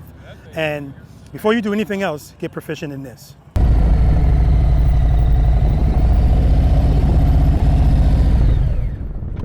All right. Karush? Yep. James? No, what's his name? James. I was right. Dodge. Yeah. Dodge. Lee. Where's Lee? Like I said, this exercise is the truth. It is all on you. So everything that you're doing, I want you to know, that's what everybody does. Because it's a short distance, you don't have space to give the bike speed to take care of it. It's all on you. And right now, all you guys are dealing with is that feeling of, oh crap. That's fine, right? Matter of fact, exercise number 2 is what I'm really looking forward to you guys doing, because it's gonna help that a little bit. But you, Dodge, at the end, it was starting to come together. So just so you know, you owe me 70 push-ups just in this exercise. So it's gonna be. I'll do 30 of them for you. Look at that. The Ohio bastard to say he'll do 30 for you. I'll do 2. He'll say he'll do 2. I'm fat and lazy, but I'll be nice. So listen, at the end of the day, when people say I'll do the push-ups for you, that's always good. But in order for you to be accountable, you got to do them, right? All right. The issue is when it started getting better for you, Dodge, it's when you stop. Dodge was doing what most people do, right? I'm gonna give you all or none, nothing in the middle, right? And so what that creates is this burst of speed. So everything is herky-jerky. And so here's the advice I'll give you, actually all of you. A lot of times people start with the clutch all the way to the grip. And then when they need the power, they have to search for the friction zone. Then when they don't need the power, they go all the way back to the grip. It's too much movement. So find where your clutch first starts to bite. So start opening it as soon as you feel it move a little bit. And again, you should be able to hear when it goes into the friction zone. As soon as you feel that, pull it in right before it. So now instead of you riding like this, you're riding like this. And when you need that power, open, close. It's an even smaller movement now. And so when Dodge opened his clutch and I said close it a little bit, that's what I want to see. I want to see your bike pick up and then go back into a rested state almost. Not all the way in. It depends. Sometimes that is appropriate. That's all you needed to do. And then at the end of that, wherever you are that's keeping that bike up, you can kind of live there. Friction zone, ride it out, smooth stop. Now Joe initially, he was going too fast. Like I said, you might look at him and go, he ain't going too fast. Yeah, he is. because as soon as he slowed down, oh my God, I can't wait. When you guys watch this video, I just want you to watch that. His other stops, he was stopping a little abruptly, and he was doing heel-toe stops. Nothing wrong with heel-toe stops, but it's a difference between this kind of heel-toe and this heel-toe. When he slowed down, now it's all on him. His foot came down like this. He don't need the heel-toe now. Everything is easier when it comes to stopping the slower you go. When we go faster, it just makes stuff more difficult for us to do. Turning, stopping, everything is going to be more, right? So this is going to help you get comfortable going very slowly, very slowly. You don't need speed. Like, I don't want you going from cone to cone with your handlebars straight as an arrow, going too fast. Because on two wheels, if you're going very slow, I should see this. So that's why when Rich went, and Rich's handlebars are going like this, he came to a stop. His stop was fine. And that's what I want to see. BMW too, but he was stopping and the handlebars were kind of, so remember, we don't stop with the handlebars turn. That's why we do all of this stuff now. The preload, the friction zone, how you're stopping. We got to get all of that figured out while we're going slow. Well, going slow all day. While we're going straight, we're not turning. Because once we start turning and leaning, these things get more important, period. Okay? Any questions? So I want to show you guys something just because I know we're all visual learners. Remember when you were in front of me and I said I'm just going to make a turn, and I did that with the handlebars turned. Again, I understand that the other thing I want to tell you guys is I want you to be patient with yourselves, right? All of you. I asked you how long you've been practicing. If you say not really, just started, you are where you should be. Because if somebody says I've been practicing for 4 months, how many times are they actually practicing in those 4 months, right? So you get out what you put in, and we all learn differently. So be patient with yourself. Don't worry about looking at somebody else and go, damn, everybody else is getting it. Why am I not getting it? Don't worry about that, right? We're all here to help each other. So we talk, and the reason the frustration comes in when you know what to do, but you can't get your body to do it. I get that. So, who else did this? You did it. I think Joe did it too. No, Rich did it. He did an open close. So Rich, you definitely been practicing, man, because I can clearly see that based on what he's feeling, he's doing stuff. So his handlebars turned all the way to the left. And when that happened, his bike went like this. He open, closed, open, just to get the bike so he can turn the handlebars back, because with insufficient power, if the bars are like this, they're just gonna stay like that. As soon as he opens up the clutch, it allows him to do that. Then he can pull it right back in, because he's not trying to stay fast. Open, close, that's all he did. Good work, Rich. I love it. I love seeing this stuff in real time. Because I know for a fact, that's not just hapstance, it's not just happening. He's doing it because he's feeling it. Because I'm seeing it. I'm telling you guys, I can look at your bike and know what needs to, I wish I had mind control sometimes. Clutch, rear brake. All right. So as soon as this bike starts to move, remember, I'm on the rear brake at the same time. They work together in harmony. Oh. Preload. Clutch, foot up. Rear brake. Rear brake. Rear brake. Rear brake. Rear brake.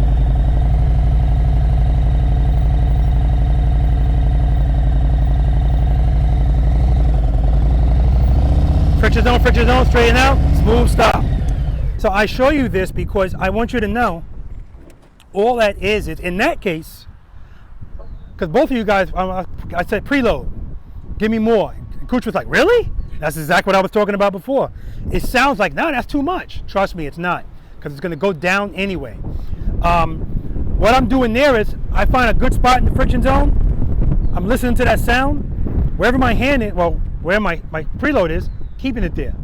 Wherever my hand is on the clutch, I'm just going to keep it there.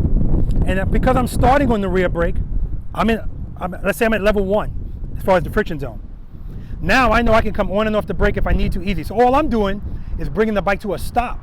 I'm still in the friction zone, but I'm not letting the bike move. It's not fighting because it's only at a level 1. And I'm only going to do it for a short period of time. As soon as I feel falling, I come off the rear brake, go back on. But very small movements with the rear brake. If I start doing this shit, then the bike's, it's not a mechanical bull. So that's one way to do it. The other way is with the clutch. I can do that just with the clutch, opening the clutch and closing it. But when you just use the clutch without the rear brake, now you take away the smoothness of these movements, right? Can it be smoother? Yeah, always going to be smoother with the rear brake, because you're staying in the friction zone and just small inputs of the rear brake or dragging it. That's always going to be the smoothest. So when we do a U-turn, if you do a U-turn and you're going to use the rear brake at the same time, don't do it like this. Find a good spot and drag it through that. That's going to make that a nice, smooth U-turn, right? Trust me, this is going to come, right? It's going to come. Right now, we're going against your instincts. Right now, you don't like the way that feels. That's why I say, going to be in our feelings. Any questions? Beautiful. Exercise number 1. This is the exercise that I don't drink, but it makes me want to, right?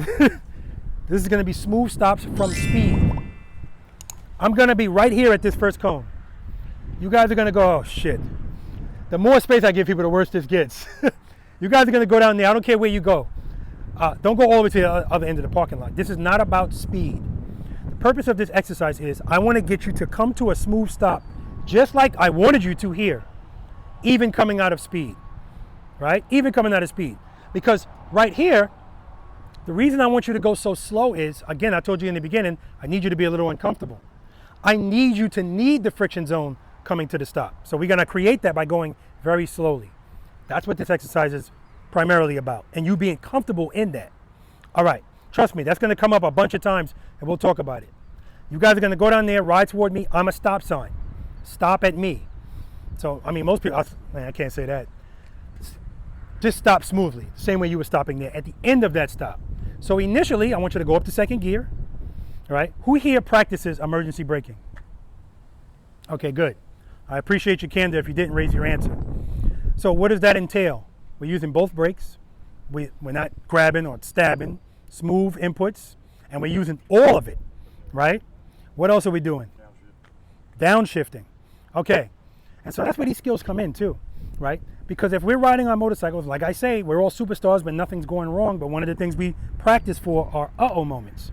And if you don't have the muscle memory, people would love to think, I know what I would do in that situation. Yeah, whatever. If you don't practice at all, you're gonna resort to your instincts, period. So, and that's what muscle memory is all about, is being able to do something without having to think about it, right? If you're in the left lane and you're not looking at the traffic for a brief second, you look back, the car in front of you is not moving anymore. Emergency braking, brake, brake, brake, brake, brake, brake, brake, brake, brake. Boom, thank God I didn't hit that. You check your mirror, the car behind you is not stopping. Now you gotta get out of there. If you're in 6th gear, you're screwed, right? Even if you're in the correct gear, if you're not comfortable riding the bike at slow speeds, you're still screwed because you need to be able to manipulate that bike and go between maybe 2 cars or whatever.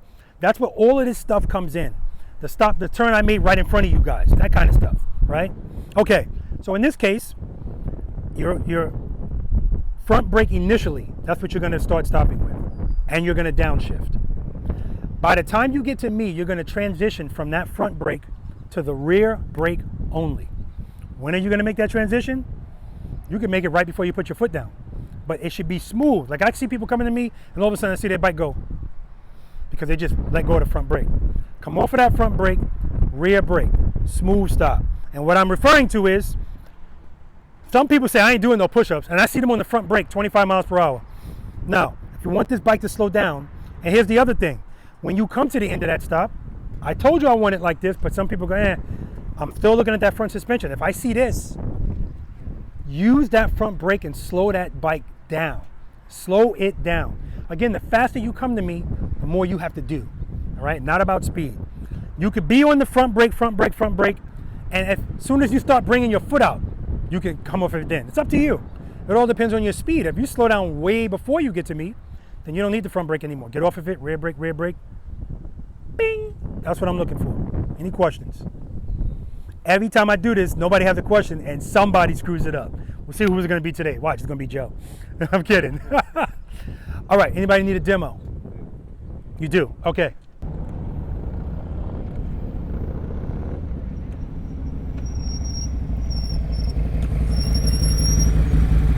Too much speed, Lee. Do it again.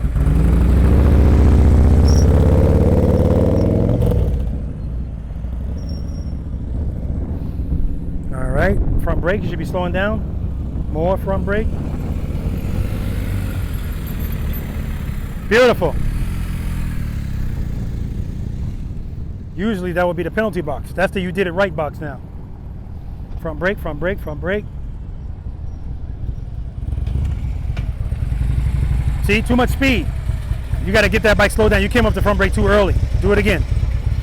Cover the front brake, rear brake, I mean.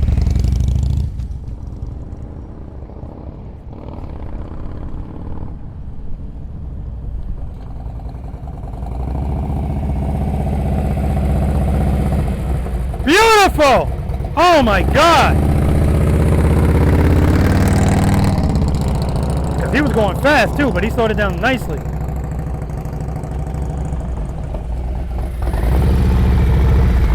Too much speed, I told you, man. I knew it was going to be him. Do it again, Joe. See, too much speed. Too much speed, Mike. Do it again. That's how you're stopping at the end. Unbelievable! I told you guys, it doesn't matter if I say it's not about speed. See all the speed? Now the new guy's doing the same thing.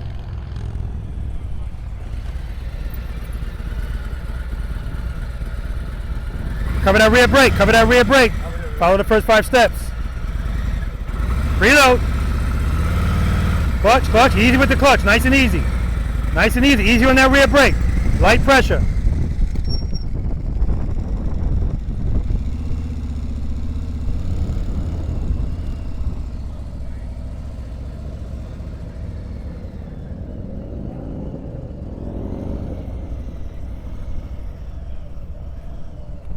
Good, good, good, good. Slow down more. Friction zone, brake, brake, brake, brake, brake, brake. There we go.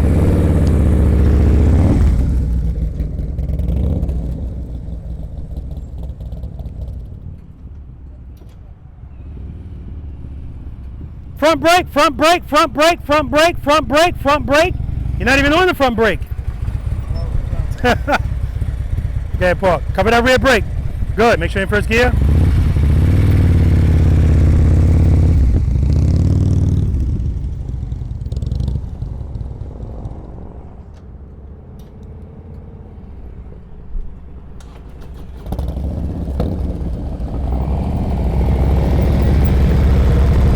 Much better. No, you're good.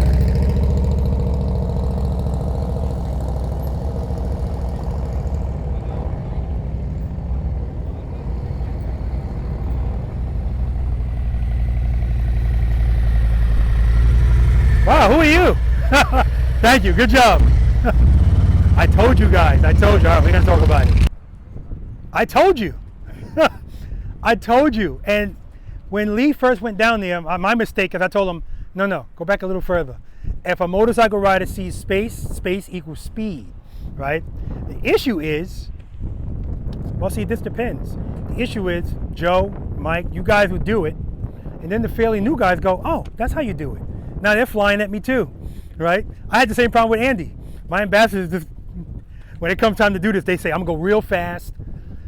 Rich was going fast too, but guess what? He used an appropriate amount of front brake to slow the bike down, because I was pretty clear when I said, when you stop, I want you stopping the way you stopped here.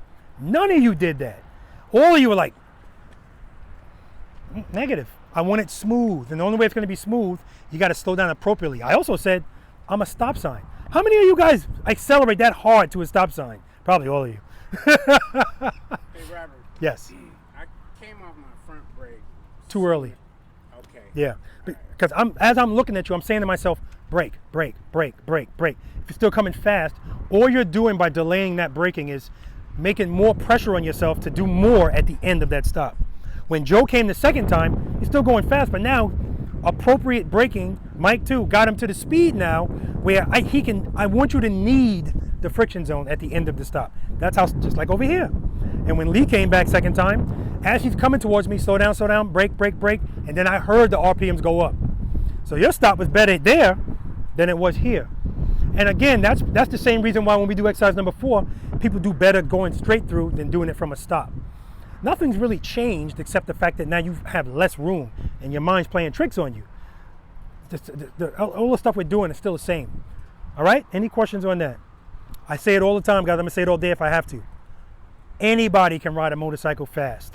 And if you come to that stop out of speed, zero technique or very little technique is involved. That's why most people stop like that. But if I get you to stop slow to that speed, ain't many people doing that. That's duck walk city for a lot of people. Front brake, stuff like that. Okay? All right. Enough said about that. Next exercise. Slow ride. We're going to use, well, we're not going to use the cones, but we're going to be going across these cones. We're going to start right here. So you guys could go, you don't have to go all the way back there, but a little bit right here, because I want you to ride to me. I'm going to be at this first cone and come to a smooth stop. Practicing that all day. Then I'm going to say, are you ready? Hopefully you're going to say yes. And we're going to do a slow ride. I'm going to walk. You're going to ride. Don't pass me. No rear brake. No front brake. I shouldn't even have to say that. Right? No rear brake. So you're using clutch control here. So what's the key here? Like Rich did. Open, close. When I say, are you ready? And you say yes, open your clutch and close it right back. If you open it and keep it open too long, then close it, you're going to pass me.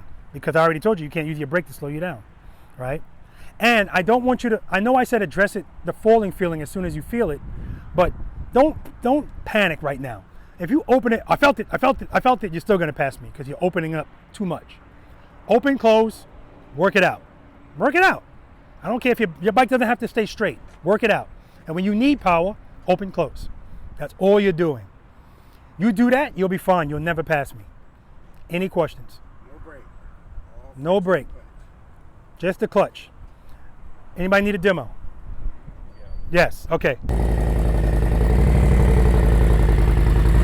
Don't stop with the handlebars, turn, Joe. All right, you ready? Let me come over here. It's gonna be weird, no brake. No brake. All right, let's do it. Open, close. See, he's just working it out.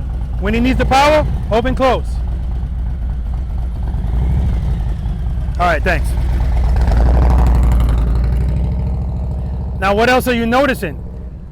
You're noticing that he's not just opening and closing. I hear him throttling before that. You never do 4 before 3. 3 before 4. So preload, open, close. It's very, you can almost do it at the same time, right? Good?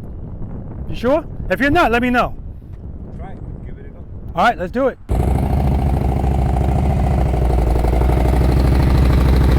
All right, you ready? No brake.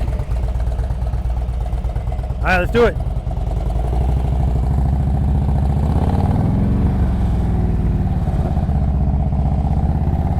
Good. Rear brake, smooth stop. Good job. You can park right here. Facing this way. A little bit of an abrupt stop, but that's what I'm looking for. I'll tell you guys why in a second. Good. Friction zone, friction zone, friction zone, friction zone. See right there, no friction zone?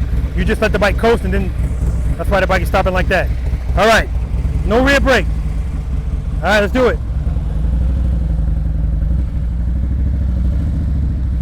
Good. Good. All right, rear brake, smooth stop. Good job.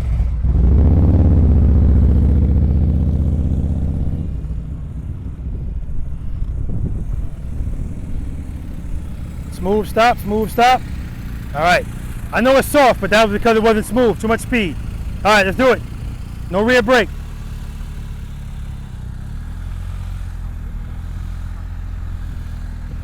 Beautiful.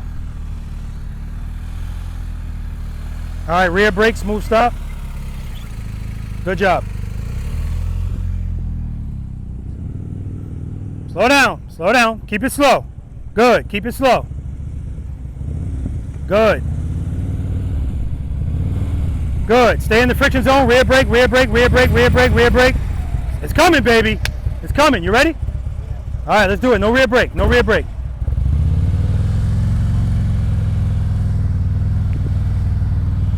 Good. Pull the clutch in. Open, close. Remember, open, close. All right, rear brake. Smooth stop. That's what I'm talking about, baby.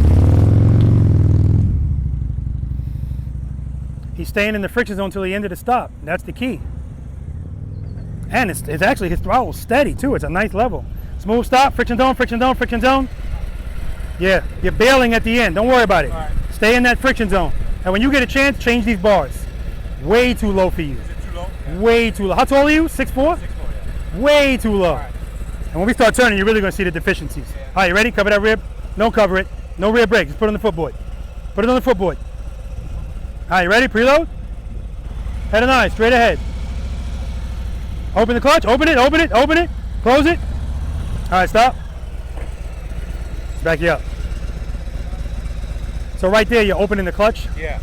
Too slow. Too soon? Too slow. Okay. That's why you're falling over. I got you. Open it a little bit faster, and then as soon as you're up. I feel like if I'm opening too fast, it's gonna jump. No.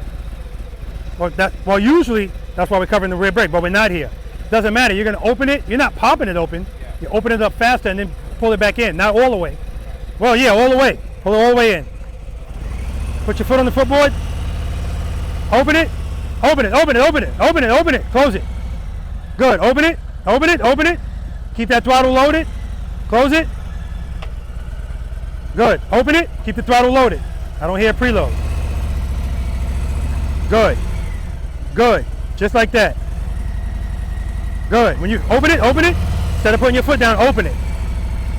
Open it. Good. Every time you feel like you're going to fall, just open it. Okay. Got it. All right. Good job. All right, guys, it's tab time. No, not tab performance. That's what Joe has on his bike. That's what I have on mine. Trust and believe. But first, we're going to talk about this exercise. All right, so I'm going to turn the bike around. I'm going to face you. The first part, the first demonstration, I'm going to address it as soon as I feel it. And when you address it as soon as you feel it, it's such a small movement, you probably won't even notice anything. But it's the extreme version that people love to see the most, and that's when I wait.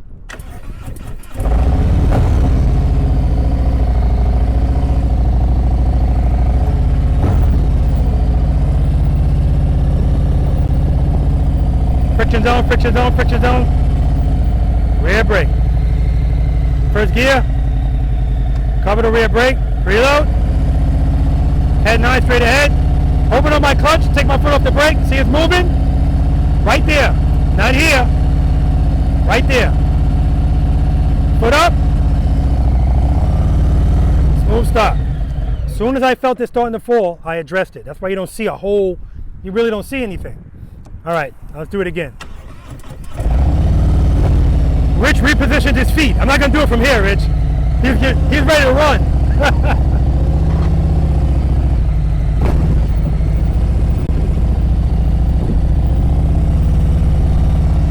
Friction zone, rear brake. Reload, clutch. Foot up. Smooth stop, friction zone, friction zone, friction zone, rear brake. So the second one, and yeah, you'll get a pucker effect every now and then, but sometimes, but again, that's only going to happen if you wait. If you address it as soon as you feel it, you still might get a little pucker effect, but that's because this is still new. Eventually that pucker effect is going to go away. And the reason that's relevant is that same pucker effect we're getting now when we're trying to do this, you're going to feel that same pucker effect when we go to make a U-turn. And that's why when people say, I just need help with U-turns, I go, we got to start from the basics. Because I can't just throw you in the U-turn. You still got to get past this uh-oh feeling, right? This is going to help with that, right? And this is relevant not just with a U-turn, but even when we do turns going straight up. Because we're going so slow, you're constantly going to feel falling. Your feet are not the answer. We talked about it. I'm going to start making people sign contracts. We know, that's the answer, power. Any questions? Anybody need another demo? Anybody want to do a demo? Dodge? No, I'm just kidding. Good. Friction zone, friction zone, friction zone. Rear brake, rear brake, rear brake. Much better. All right. First gear, covering the rear brake.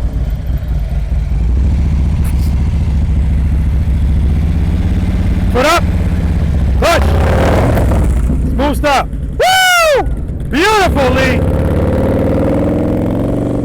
Hey, Lee. That was trust and believe right there. Beautiful. First gear, yes. Covering the rear brake. Preload. Pull the clutch in, you're in the friction zone. There we go. Foot up. Clutch. You were holding it with the rear brake.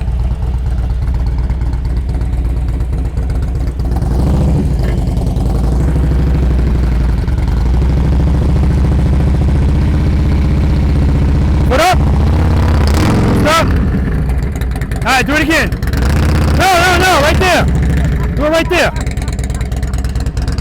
Do it right there. You're good. I just want the stop smooth.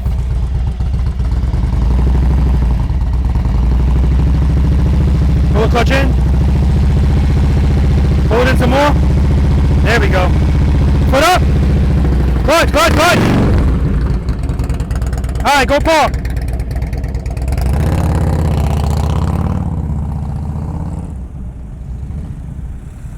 Too much speed. Yeah, see, everything's easy with all that speed. All right, first gear, covering the rear brake. Foot up. Smooth stop. Excellent, man, excellent.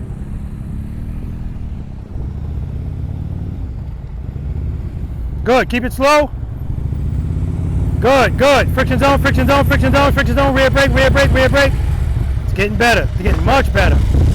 All right, remember, what's step number 2? Make number first, cover the rear brake. Exactly, every time you move the bike, right? Yeah. But I see you when you're pulling up to me, you're picking up 2 feet. That means you ain't doing the steps. Cover that rear brake, okay? All right, first gear. Cover the preload. Keep it loaded, a little less. Clutch right before the friction zone, good. Foot up. Clutch. He said, oh shit. You're good. Okay.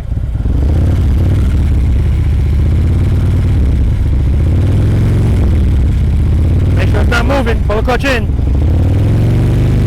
Foot up. Clutch. You're good.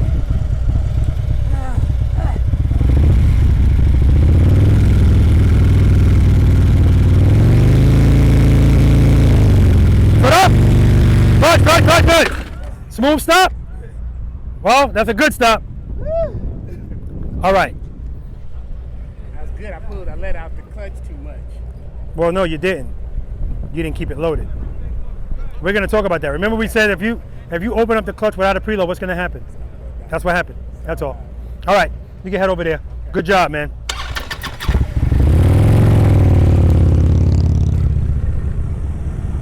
So I'm glad that happened, guys. We're going to talk about that. We got to talk about these stops, Mike. Smooth, I want it. Smooth. All right, you ready? First gear? Yeah, I'm in. Covering the rear brake, good.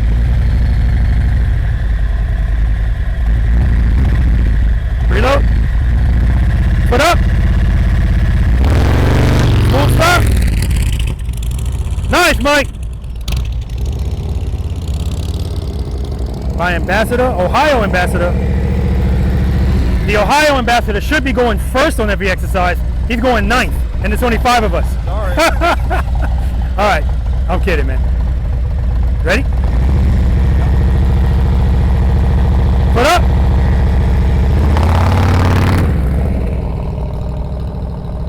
Nice, Joe.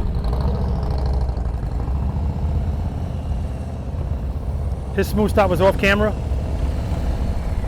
Good, friction zone.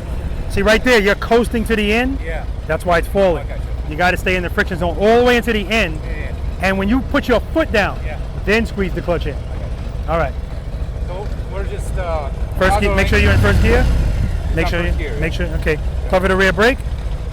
Yep. Preload the throttle. Keep it loaded.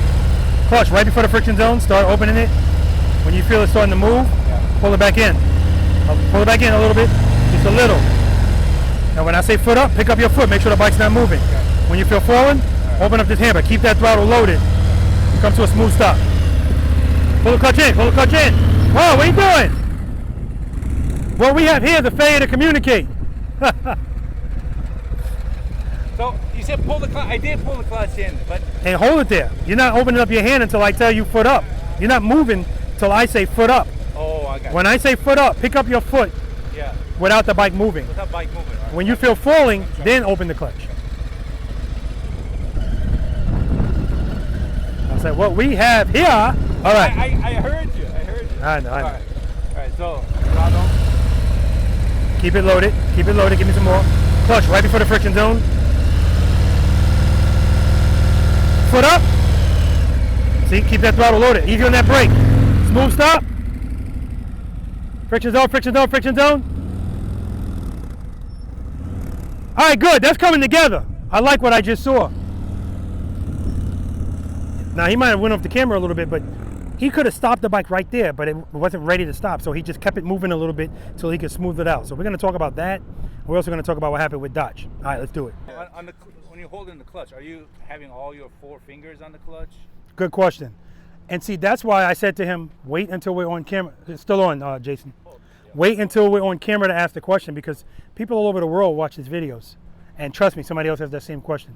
His question is, am I keeping all 4 fingers on the clutch? Depends. Right? Most of the answers to the questions are it depends. It depends on the size of your hands. You're 6'4", so I'm sure you don't have small hands. So you could be comfortable with 3 hands, 3 fingers, 2 fingers. It also depends on what you're doing. So I keep all 4 fingers on my clutch, especially on that bike because it's got a hydraulic clutch, so does yours. So it's out further, right? Now Mike, he has adjustable handles. I mean, he has adjustable, but even your levers are different. Yeah, they're adjustable. They're adjustable. So it's going to be easier for him. There's so many options out there. So what I do is I have 4 fingers on my clutch. If I make a full lock right turn, I take my pinky off. Because if I try to keep 4 fingers on, now it feels awkward. Same thing when I make a right turn on the throttle. I take my pinky off the throttle.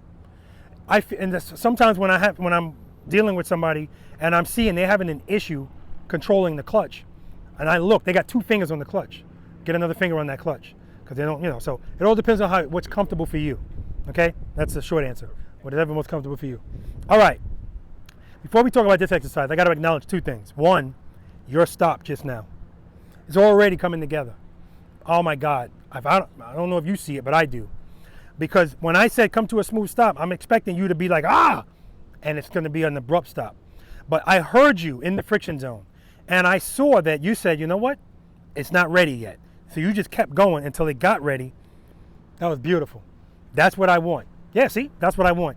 And that's the benefit of this stuff being recorded, because you can go back and look at that. And Dodge did something that most people are concerned about. And he even said it. No, actually, you said it.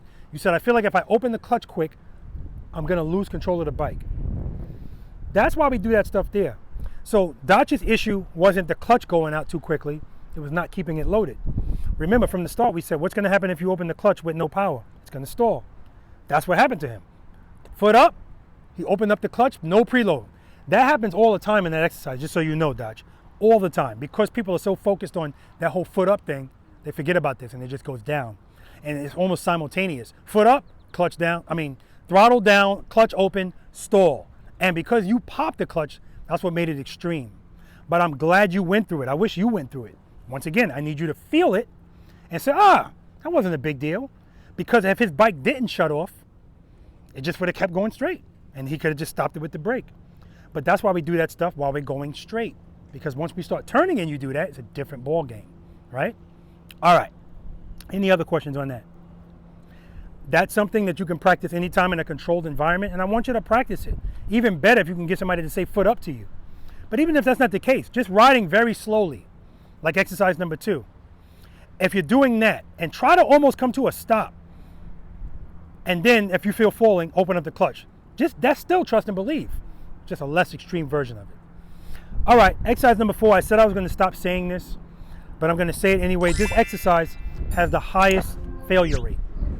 And the more I think about it, it's not a surprise. A, most motorcycle riders don't like to ride slow anyway. We need to ride slow here.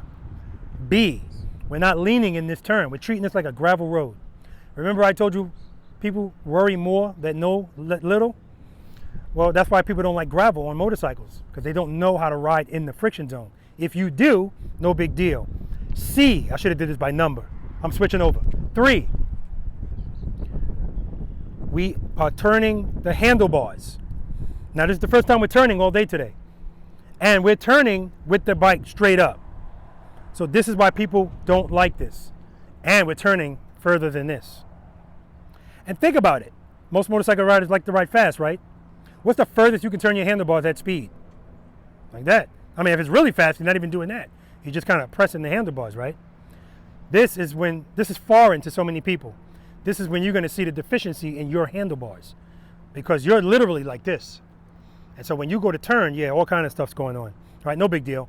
My Road King had crappy handlebars like that because they were stock.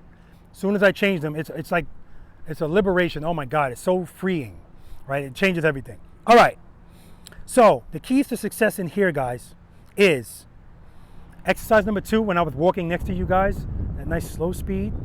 That's the speed on your approach doing this. What's your strength, right turns or left turns? You probably don't know that by now. You don't know, Rich? I feel right. Right? Left. Left? Left. Right. Left. Left. That's your strengths. Okay, remember your answers. Your strength, that's what I asked you. What's your strength? Okay, left. Left. And I ask you that question for a reason. Maybe not for these guys, but for most people, when they answer that question, they're answering it for U-turns. Because I already told you, people don't turn like this. And most commonly, I still don't know why, whatever your strength was, that you gave me the answer to, it's the opposite in here. I don't know why. Anyway, as I'm approaching this, I'm listening to my preload. I like the way it sounds. Set it and forget it. Clutch, I'm in the friction zone. It's allowing me to move very slowly. And see how slow I'm walking? That's about as fast as I want you to be going. I'm gonna keep that right there. Turn my head and my eyes, turn my handlebars. This is when I lose people, because as soon as they turn the handlebars, I don't like the way that feels. Clutch in, bike drop. Or clutch out, wants to go straight, right, with power. I don't care about that, just don't put a foot down. So, as I'm going through here, turn my handlebars. I'm keeping my clutch where it is. If I need to make a correction, rear brake. Now, quite frankly, to make sure that as I'm riding up to the turn, if I want to make sure I'm not doing all of this, I'm going to be in the friction zone and I'm going to be dragging the rear brake already. Because some people are trying to make a turn from this. Yeah, you're just making it more difficult. The more you're doing this, the more that should be telling you, I need to give a little bit more power to the rear wheel. It's going to straighten it out. But I don't want to be going fast. Rear brake, right? Drag it, drag it, drag it, drag it. Now, if I get right here, I'm making a left turn, and I feel my bike falling to the right. Mike, how do I correct that? How do you correct falling to the right? Yeah, I'm making a left turn, and all of a sudden I feel my bike falling to the right. How do I correct that? Well, you want to stay in the friction zone, and I guess you can open handlebars just a little bit. If I do that, it's just going to go over. Joe? Turn the handlebars left more. Jason? Give it more power, straighten it out. It's the opposite of all of that. But that's why I ask you guys specifically. Because sometimes these things happen, and they happen, you have to address it as soon as you feel it, otherwise the bike is just going to start going that way. That's one of those moments where you're making a left turn, and even it's so slight, you will have too much power to the rear wheel. Because what other reason would that bike be falling to the right if you're going left? Pull the clutch in. As soon as you do that, the bike's going to do that. Then go back to where you were. It's a quick correction, but you got to do it as soon as you feel the bike starting to go out. So if it's going out, you pull it in. But again, it's a quick pull in. Because if you wait too late, like I said, it's too late. I'm turning, and really it's for us. I'm asking you guys because sometimes we're purposely trying to go really slow. And when you're going that slow, every little thing matters. You start feeling that, pull it in. Then go back. You're good. All right? All right. So, slow ride, slow ride, slow ride. What comes first, head and eyes or handlebars? Say it again. What comes first, head and eyes or handlebars? What am I going to turn first, my head and my eyes or my handlebars? Your eyes. That's right. Head and eyes and handlebars. So that doesn't mean I have people doing this. No. Look where you're going, but don't stare at my cones. You have a better field of vision with your eyes up, your peripheral vision. Head and eyes, straight ahead. I know I'm about to turn. Boom. It can't be right before it, because sometimes it's not going to give you enough time to change what you were planning on doing if something is not going the way you anticipated. So head and eyes, oh shit, there's a truck, rear brake, right? Head and eyes, handlebars. And when I turn my head and my eyes, look at the porta potty. Thanks again, Mike. I'm gonna make a deposit in a second. Look at the porta potty and keep looking at it. Like people will look at it and then look down. Look down. Your goal is to be in the center of this lane. Have you got, step over here guys. Have you guys, because I want you to actually see what you're riding into. Now we're gonna do this 3 ways. We're gonna do it going straight through. Then I'm gonna have you stop. And when you stop, when I stop, I stop. When I practice from here, I practice from here, and I practice from here. Dodge, 3 things determine the radius of a turn on a motorcycle. Give me one of them. Speed, number 1 contributing factor. Rich? Question mark. Lee? Lean angle. Lean angle? Mike? Handlebars. I turn around and see Mike giving them cheat notes in the back. I see Mike going. Handlebars. Yes. Speed. Speed is the highest contributing factor to wide turns, slow and fast. Right. In fact, the number 1 way we're dying on motorcycles is running wide in turns. Right. Trust me, it ain't turns like this. It's turns on the highway, getting off ramps and stuff like that. Tail of the dragon. Handlebar turn. Clearly, the more I turn, the tighter the turn's going to be. And lean angle, which is not relevant in this exercise because we're not leaning. So I'm gonna let you guys know now, if I see you lean even a little bit, I'm gonna call you on it. Treat this like gravel, straight up. That's how I want the bike to be. Now, just because I stop here doesn't mean I expect you to. You can stop anywhere in this rectangle. I'm talking about your front wheel. So if you wanna put your front wheel right here to make a left turn, that's perfectly fine. The more you practice, the more you're gonna realize not only do you not need to be back there, you don't need to be to the right to make a left. You're not pulling a trailer, but it's not a big deal. Another issue is you don't have to make a full lock turn in here. But I find people come in here and they wait so late to turn. If you do that, then yeah, you're gonna have to make a full lock turn.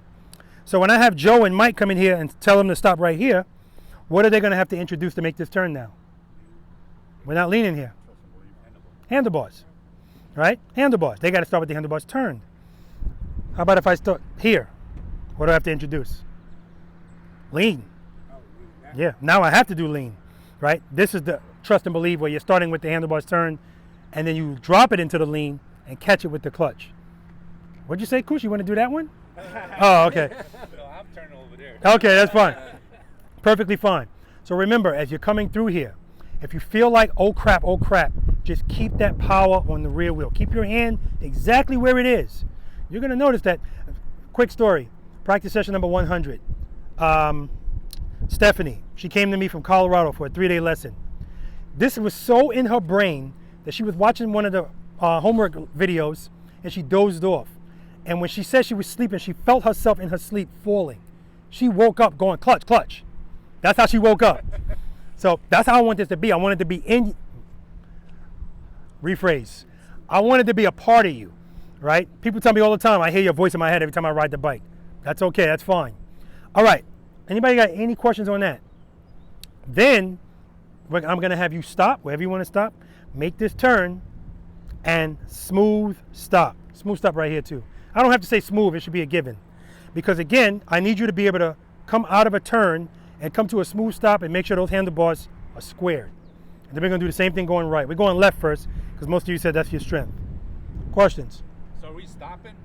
When I tell you to. The first time you do it, we're going straight through. And just because I said we're going straight through doesn't mean we're going fast. I'm gonna demo it for you. I want you to see how slow I'm going. Remember, the faster you go, the harder it is to turn those handlebars. So that's why going slow is gonna help you here. And remember, we're here to be the boss. So when it's time to turn those damn handlebars and hold the turn. Like I said, the goal is to be in the middle. Hold the turn, hold it. People don't like to turn so much that when they do turn, they go, that's enough, Rob. They start coming out and then they end up right here. Also, if you're running wide and you hit the cones, stay the course. I just want to see where you end up. And I want you to see where you end up. And then we can kind of work on bringing that in. We'll talk about why you're all the way out there. All right? Questions?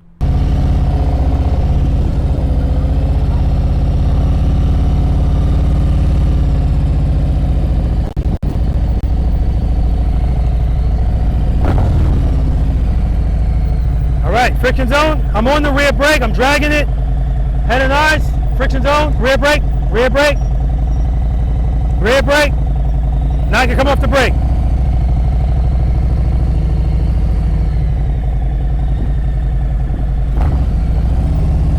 Smooth stop. Friction zone, friction zone, friction zone, friction zone, rear brake. Head nice. Foot up, clutch, rear brake, rear brake.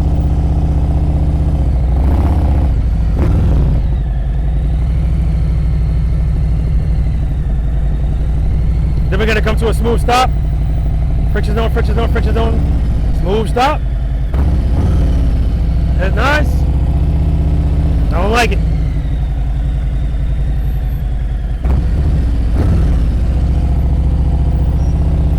Easy on that rear brake, Rob.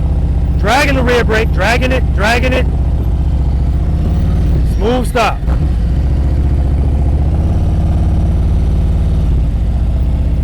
All right.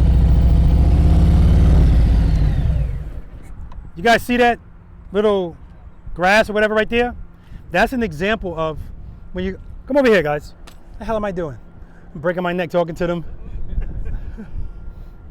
That's an example of when you're going very slowly, it doesn't take much to throw the bike's balance off.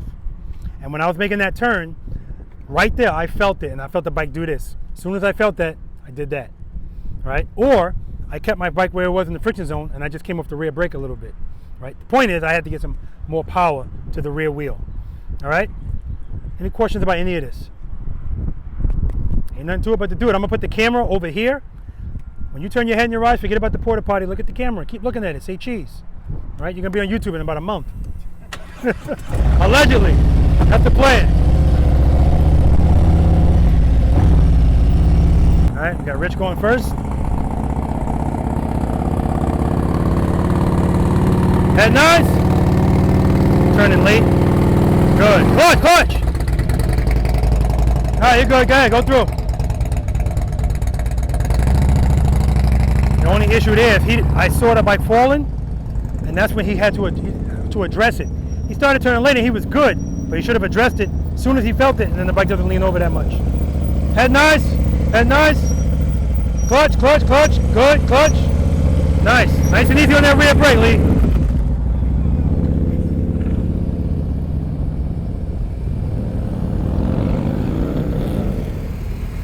Good, head nice on my camera. Excellent, excellent. Yeah, it's a little dip right here.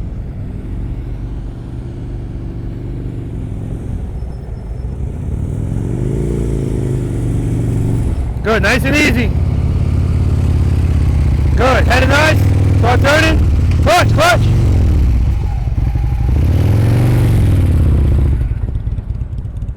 He's got 3 fingers on the clutch. I think I'm gonna tell him to put 4 on.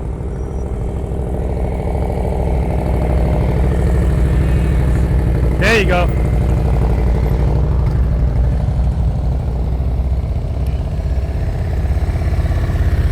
Excellent, head and eyes. Excellent, excellent. Squared, like a 90-degree turn. Good. Keep it slow, good. Good, keep it slow. Keep it slow. Clutch.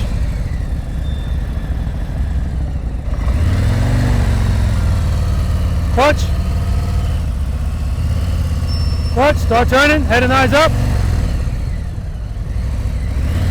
Go straight through, because I don't want you to try to make a turn now. Yeah, go straight through. I'm going to let him know too, I recommend private lessons for him. Straight through, straight through.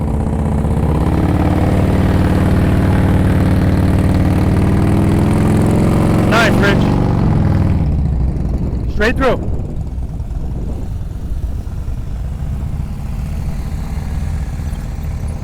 All right, we got a little bit of a lean, a little bit too much speed.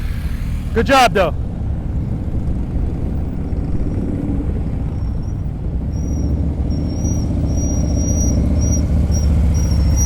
And nice. Clutch, clutch, clutch. All right, you're turning late, Lee, you're turning late.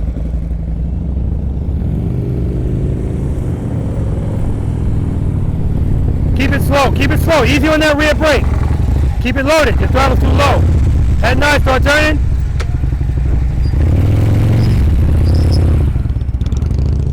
Joe, no rear brake. No rear brake. Just go nice and slow, you're good. See, you're already going too fast. Yeah, you're going too fast. Yeah, see, that's why you're leaning. Too much speed. Mike, no rear brake. No rear brake. Too much speed, you're screwed. Oh, maybe not. Yeah, you are.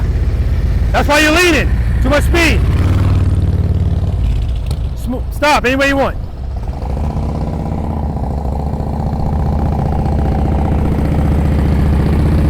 All right, straight through, Rich. That last time that bike was falling, you just didn't address it as soon as you felt it. Also, you're turning very late. Start your turn a little earlier, then you don't have to lock. Stop there, right? No, straight through.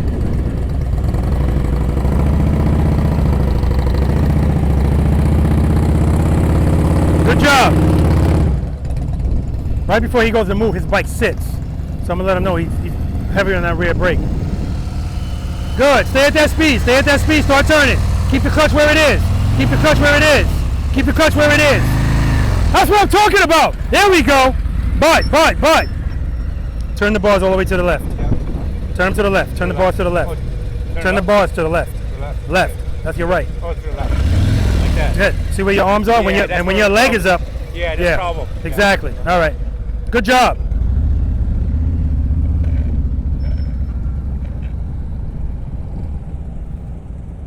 Stop wherever you want. Smooth stop. Nice. All right, straight through. Head nice.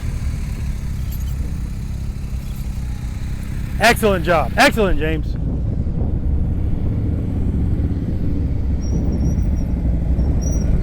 Smooth stop, smooth stop. Smooth stop, Lee. Friction zone to the end. All right, you're turning late too. Turn a little earlier. Good, head nice. Clutch, clutch, clutch. Clutch, clutch. All right. Straight through. Yeah, let me back you up.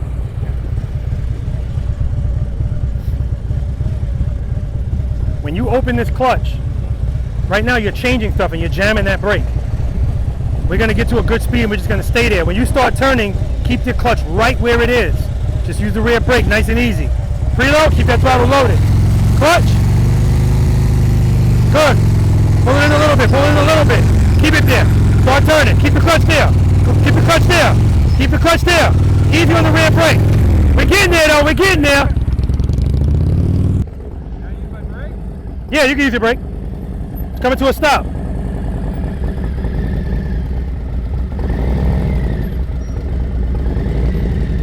All right. Left turn, straight through.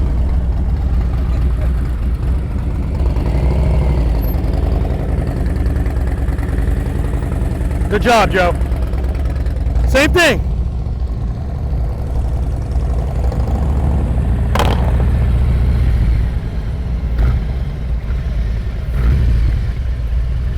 You damn road glide people, I go like this, and then I gotta go, oh. All right, left turn.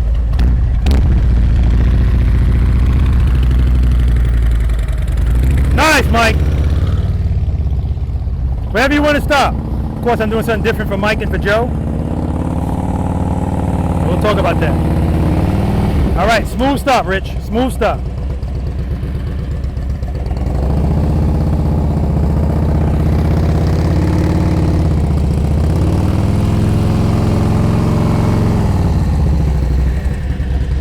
Good job. Right turn's next.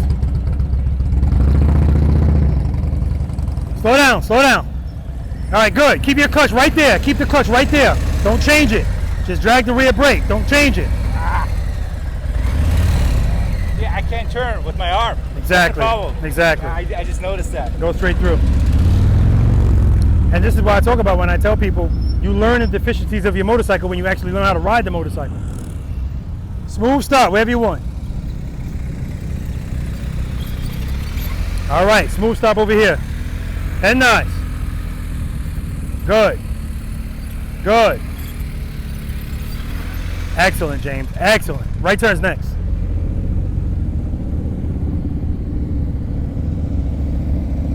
Smooth stop. Friction zone, friction zone, friction zone. Yeah, I can see the bike is coming to a stop and it's falling, falling. Friction zone. All right, smooth stop over here. And nice. Too much speed. That's the problem right there. Yeah, too much speed, and then of course it's going to be harder to come to a smooth stop. You don't need all that speed, just the friction zone. Right turn's next.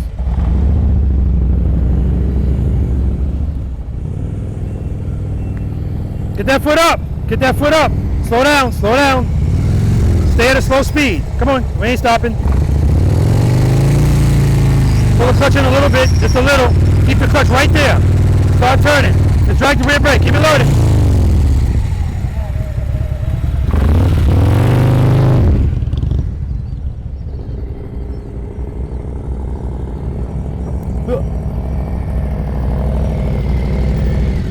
All right, smooth stop.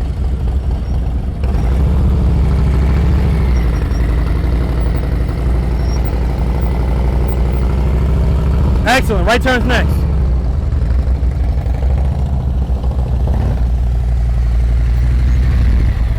Nice, smooth stop, Mike. Smooth stop over here, redeem yourself.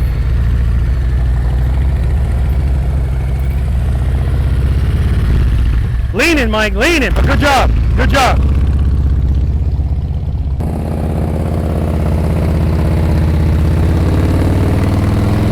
Good, a little bit of lean, a little bit of lean. Straight through.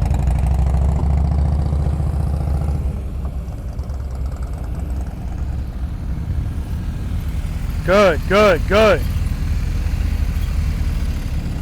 Excellent, excellent. Slow down.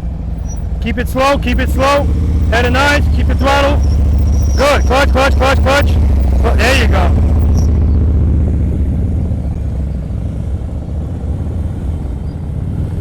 Good, keep it slow. Keep it slow, keep it slow. Stay in the friction zone, stay in the friction zone. Start turning. Clutch, clutch, clutch, clutch. You're good, you're good, you're good.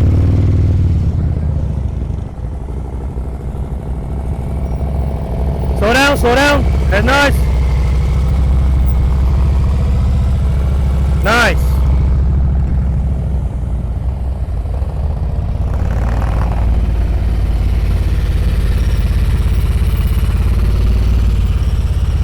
Beautiful. Work of art. Come to a stop.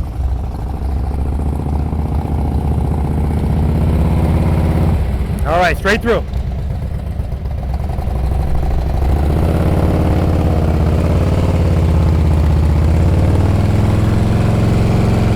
Excellent, Rich. He likes rights better than lefts. I forgot what his answer was. All right, straight through.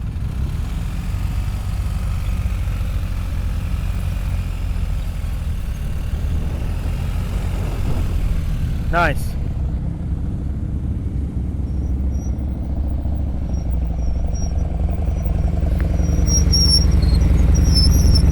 You forgot to stop.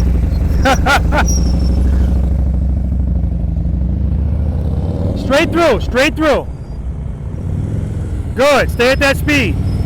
Stay at that speed, stay at that speed. Stay at that speed. Keep the clutch where it is, start turning. Rear brake, rear brake, rear brake. Easy on her, there we go. Good job, baby. Stop right here, inside.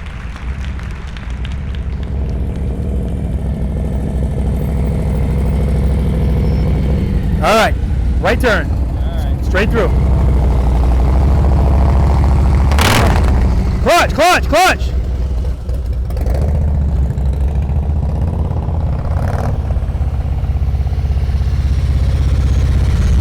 Nice. Guys, you didn't see it on camera, but Mike had this smirk on his face. Right turn.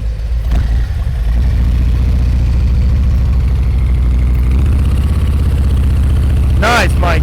Beautiful.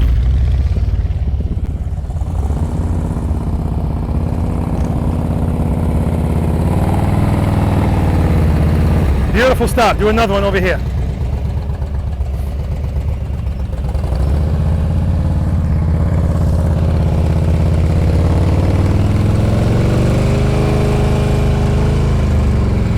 Excellent. Take a break.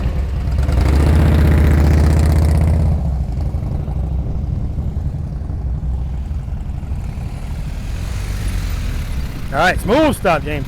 Smooth stop over here. Redeem yourself. Head nine.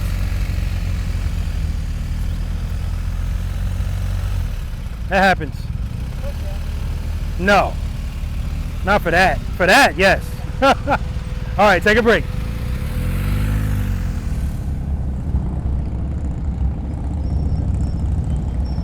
Smooth stop, friction zone, friction zone, friction zone, friction zone. There we go, much better. Smooth stop over here. Head 9. Good. All right, too much speed, Lee, too much speed. Take a break.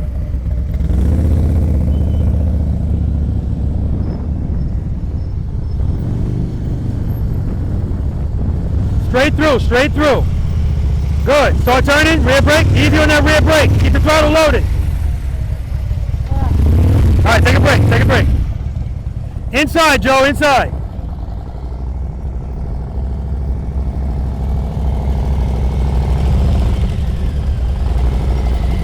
That last one wasn't my best performance. That happens. Smooth stop up here, Joe.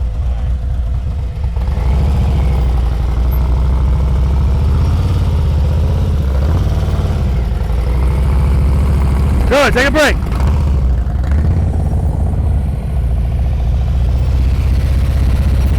All right, smooth stop.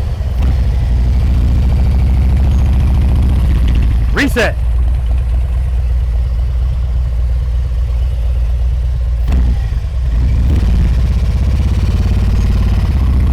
Excellent, excellent.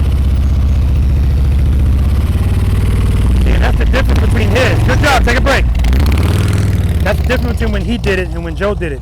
Joe's got a lot of power. So Joe's at about a 3.5 or maybe even a 4. I'm talking about where he is in the friction zone. So that when he's coming off of the rear brake, the bike is, is doing that. Where you can see Mike is more at like a level 2. So he can still come on and off the rear brake, but the inputs are smoother. All right, we'll talk about that. And we're gonna move on, guys, to exercise number 5. We got a little bit of sprinkles, but it already stopped. Anyway, exercise number 5, single serpentine. Now it's time to not only turn, but lean and transition. Let's do it. All right, guys, before I start talking about anything else, kudos to you, man. First, kudos to Mike for letting you ride his bike, but kudos to you for feeling confident enough to get on it. I thought you were just gonna sit on it and see how it feels, but to ride it. And already, I say this all the time, you don't know what you don't know. And if people just ride motorcycles straight and make slight turns, there's a lot of things that they'll never realize. But once you actually learn how to ride it, oh my God. Sometimes it's not that the bars are too low, sometimes they're too high, too wide, He helped me quite a bit. So yeah, that was that's nice good. of him, yeah. That's good. And it's like I said before, the word I use is it's liberating. It makes your whole motorcycle riding experience better. Good, because right now your bike's holding you back because somebody said, oh man, he made the left turn. I did. Get the hell out of here. I did, but it's limiting me. Yeah, My bike. absolutely. I was like, I'm not going to do it. It's just not Absolutely. able to do it. Any questions on right turns, left turns from a stop? Was anybody's answers different from what they did as far as right and left? Or if you said, what was your favorite, and then you went in there, anything different? Because a lot of people were doing better going right than left. And you were one of them. Yeah, I think what happened is with the practicing of the clutch, the gas, and the brake, I practiced more going left, so I was more prepared for the right turn, if that makes sense. It doesn't, but that's okay. If I'm doing better with You practice more going left, so you went right better. yes. That don't make no sense, man. Well, because I'm getting the clutch and the gas and the brake better, and so I was better prepared for the right hand turn. When you made that right turn successfully, as difficult as it may have looked, and the reason it was successful is because that's why when you're coming up, I'm walking next to you. Clutch, keep it right there. Keep it there. All right, start turning. And the reason you made that turn is because you did it. Plus, you were a little hard on the rear brake. That's okay. We can smooth that stuff out. The whole point is getting accustomed to when you turn those bars, keep the clutch where it is. That was the big deal. Right? Keep the clutch. Now, sometimes, both of you, when you were making the turn, when you got into the turn, you open up the clutch a little bit. You're on the rear brake, and that's fine. But like I noticed that when Joe went through the turn, right turn, he's at like a level 3.5 in the friction zone. So when he comes off his rear brake, his bike's going like this. Mike's at a level 1.5. So when he comes off the rear brake, it's smooth, right? So you don't want to be too much in the friction zone, okay? All right, moving on. Now it's time to not only turn, but lean, All right, this is exercise number 5, single serpentine. Not only turning lean, but transition. So the importance in this exercise, yeah, this is the exercise everybody wants to come and do like this because it just feels cool. Hitting every cone, right? I used to have small cones here too. I had to go buy new cones because everybody's saddlebags were going right over the cones. So I needed them to respect the cones. So I had to get higher cones so that they can avoid the cones. So the cones are 15 feet apart. I'm only telling you that for informational purposes. It doesn't really matter. There's plenty of room if we do it the way I'd like you to do it. Your speed. Now in that exercise, I said I need you going very slowly because I don't want any lean. In this exercise, I want lean, so you have to go faster. But you can't be going so fast that you can't turn. Because we're not making slight turns in here. We're turning. Turning, transition, turning, transition. And when you transition, don't transition slow because you're going to lose space. All right. See the way my motorcycle is angled? That's the way I want you going in these cones. Everyone. And the only way you're going to get like that, you have to be wide. Not like this, because if you're like this is how you're going to approach the cone. This is what I don't want. Every practice session, I still get it. Because people know if I go wide, wait a minute, I have to turn like this. They don't like that. So you're going to do what you're accustomed to doing. That's fine. But it's not fine. Don't do it. Come out wide, and then I'll get people to come out wide, and they start turning so early that they're right back where I don't want them to be, like this. So see where the ass of my bike is? This is where you should be turning in, because your turn in is not a gradual turn. Transition in. I want you to start the way you're going to be doing it the whole way. So when you're coming up here, you get to this cone, turn it like you're the boss. Transition. Hold that turn. Holding turns buys you space and time. Say that with me. Holding turns buys you space and time. You're going to hear that the rest of the day because it's true. And what I'm referring to is when I come in here and I make this turn, I'm not going to immediately start turning the other way. If I do, now I'm right back to hugging this cone. I don't want to be here. Also, look how close I am to this cone. You don't have to be this close, but you don't want to be closer to this cone than you are to this cone. Because if you do that, this is going to start getting tighter on you. Not a big deal. If it starts getting tight, how do I correct that? Slow it down and hold the next turn. It's going to buy you some space and time. Okay? All right. So, keys to success. When I do this exercise, I don't use the rear brake, but I'm always covering it because sometimes I get a little carried away and I see I'm going a little bit too fast. Quick correction, I'm right back where I need to be. I'm in the friction zone the whole time. So again, as I'm approaching, what am I doing? Listen to my preload, sounds good. Where am I in the friction zone? I like that speed. Set it and forget it. Now, staying wide is also going to help me because even if I go a little bit too fast, it's giving me more time to make corrections. Space and time. Boom. That's why I can do it brakeless easy. I already told you when you turn your handlebars, your bike slows down a little bit. But I'm in the friction zone. Boom. I don't need a lot of speed to do this. I just need that sufficient power. If I have that, I'm good. I can lean it, turn it, lean it, turn it. Head and eye straight ahead the whole time. All right? You guys are going to you're going to go down there and come this way. Screw that. Go that way. It doesn't matter. All right? Any questions? Is success not using the brake in this particular exercise? What do you mean is this? I mean, is it Can we use the rear brake if needed? yes? Oh, of and course. Are you less successful if you're using the brake? Or how much No. of the rear brake do you use? As much as you need. So like I said, when I go through, I'm going to be talking, I'm going to yell at you when I'm going through it. I'm going to let you know I'm not using the rear brake at all here. If I don't need it, I'm not going to use it. That's true for everything out here. But if I need it, I'm going to use it. If I anticipate that I'm going to need it, like when I was right in front of you guys, I'm using it right there because I don't want to make a mistake. I can't afford to make a mistake with you guys right in front of me or somebody's car right in front of me. If I got nothing but space, but I still need to make a turn, I still might use it. Now, when Joe and Mike was going through exercise number 4, the second time, I made them do it without the brake. Again, we're practicing. So this is what they practice all the time. So I'm going to give them a little bit something different, something more challenging. And of course, as Joe was coming, I say he's screwed already. He's going too fast because he can't slow down, no rear brake. So now he had to lean to make that turn. Mike too. I forgot to let you guys do it again. It doesn't matter. He says, all right, see you tomorrow. All right. Any other questions? Those are good questions, right? So right off the gate. And the other thing about using that rear brake, especially in that exercise, is it's allowing me to be a little bit more generous with the clutch. Because initially, I need the bike to stand up. I don't want to deal with this initially, especially if you're starting like them. I'm putting them past the big cone. So now they have to be, as soon as that bike starts, it has to be good. So they got to be on that rear brake right away. Clutch, brake. And stay on the brake. They're not doing this shit, right? Okay.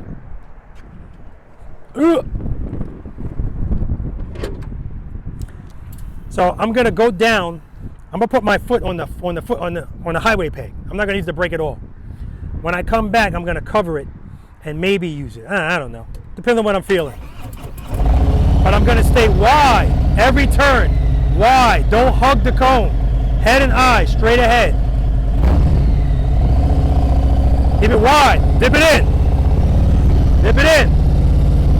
Dip it in. Dip it in.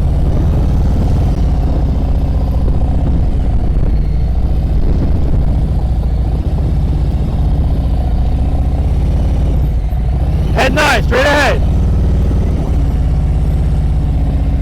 Rear brake, rear brake, rear brake, smooth, friction zone, friction zone. So here's the other thing. Going wide makes it easier to make my transitions too. The faster you go, the faster you have to transition, right? It's just, this is a slow dance like everything else we're doing. I want you to keep the bike wide. Don't hug the cones. When we get to the Snowman, those cones are affectionate. You can hug those cones. Don't hug these cones. Treat them like lava. I don't want you near them. Questions? Have you ever done and started this exercise with the cones a little further apart, and as time progresses, bring them in tighter? Yeah, you can absolutely do that, but I don't recommend you go past 18 feet, right? Because if I give you more space, you're just gonna go faster. It's that simple. You don't need it. If you stay wide and turn these bars and lean, remember the 3 things we talked about that you need to determine the radius. If you lean the bike, we don't need anything extreme. Like as much as I was leaning, you don't need to lean that much. But I don't want you straight up either. This is where you're gonna show me I'm comfortable with power on that rear wheel, leaning the motorcycle, transition. Counterbalance your body, keep your body straight up and down, right? Now counterbalancing is not an absolute. Like people ask me, if somebody struggles with U-turns, just counterbalancing ain't gonna make them get it. Because the bike is gonna make a U-turn whether I'm like this or like this. But it makes it easier, especially on the U-turn. You don't wanna be this close to the ground while you're going slow. At speed, yes, you lean with the bike. So going slow, you counterbalance. But in this, there's nothing extreme. Just keep your body straight up and down. Let the bike lean under you. Any other questions? Anybody need another demo? All right, let's do it. Good. Nice and wide. See, now he's hugging the cones, but he's good. Wow. Next time you do it, slow down a little bit. All right. Because the reason he's hugging those cones is because he's going so fast. The faster you go, the harder it's going to be to turn the bars. So he's making slight turns. Good. Hold the turn. Good. Head and eyes straight ahead. Good. Excellent, James. A little bit of pressure on the rear brake.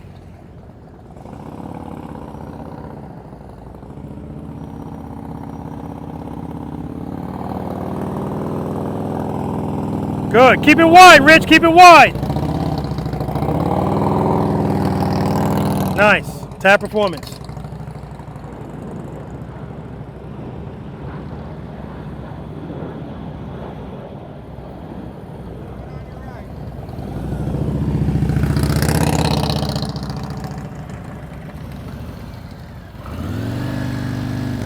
You're looking at every cone, Kush. Head and eyes, straight ahead.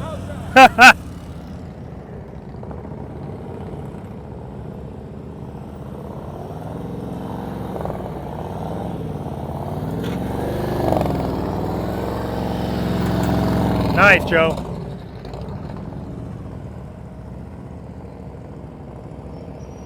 Front brake. Good. Keep it wide. Keep it wide. Too much speed. Slow down. Slow down. Slow down. Too much speed. Stay in the friction zone. Friction zone.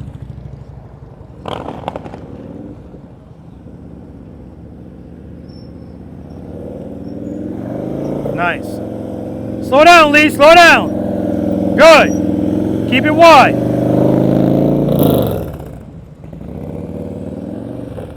Lee.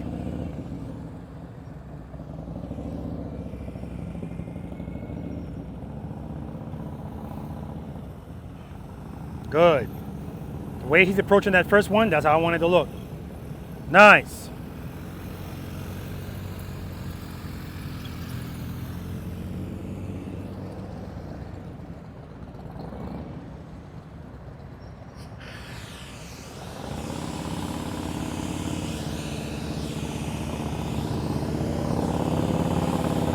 Dip it in. Good. Good.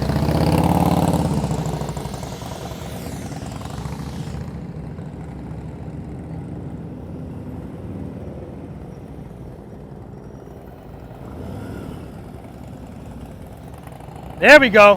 Head and eyes, straight ahead. Good job, man, good job. It's coming.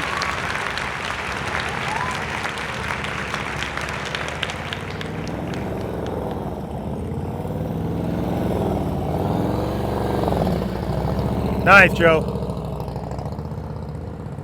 Cover that rear brake.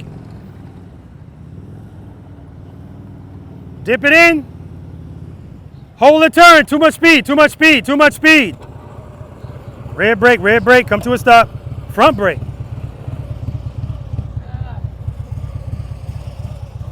Rome wasn't built in a day, Dodge. All right, guys, it's infamous U-turn time, exercise number 6. Let's do it. All right, guys, any questions? Already, I see that getting better.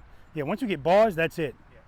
Dodge, yeah, you're just gonna have to find that spot, the friction zone. Right now, you was just like, too much speed. And Lee, at first, too much speed. You made the correction. Again, it's gonna be hard to stay wide if you're going too fast. That's why I want you to stay wide, because it's gonna force you to slow down, because I wanna see this. That's what I wanna see. It doesn't have to be extreme as Joe, but you know, it could be something in the middle. And that's good. Rich, very nice. The tabs sound good. Those tabs sound even better, man. Oh my God, it's like, BOW! Shots fired out here, shots fired. Full exhaust, baby. I love it. All right, infamous U-turn time, guys. Exercise number 6. Before I start talking about this though, I want to acknowledge Lee and his bride. We took a break and there was a spread out there, man. Oh my God, food, beverages, alleged chocolate chip cookies. Like, so I appreciate the both of you, man. Thank you very much. Thank you. Just awesome. I say it all the time. What do I deal with mostly in Preloader Nation? Above and beyond personalities. That's definitely that guy right there and his bride. All right. So now, this is what you've all been waiting for. Not really. And when people know how to do these things, they always want to do them because it just feels good to do it. And usually it's because it's the one thing people couldn't do, right?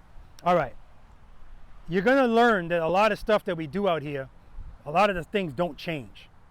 So once again, when you're on the approach for this U-turn, that's the time to get your stuff together.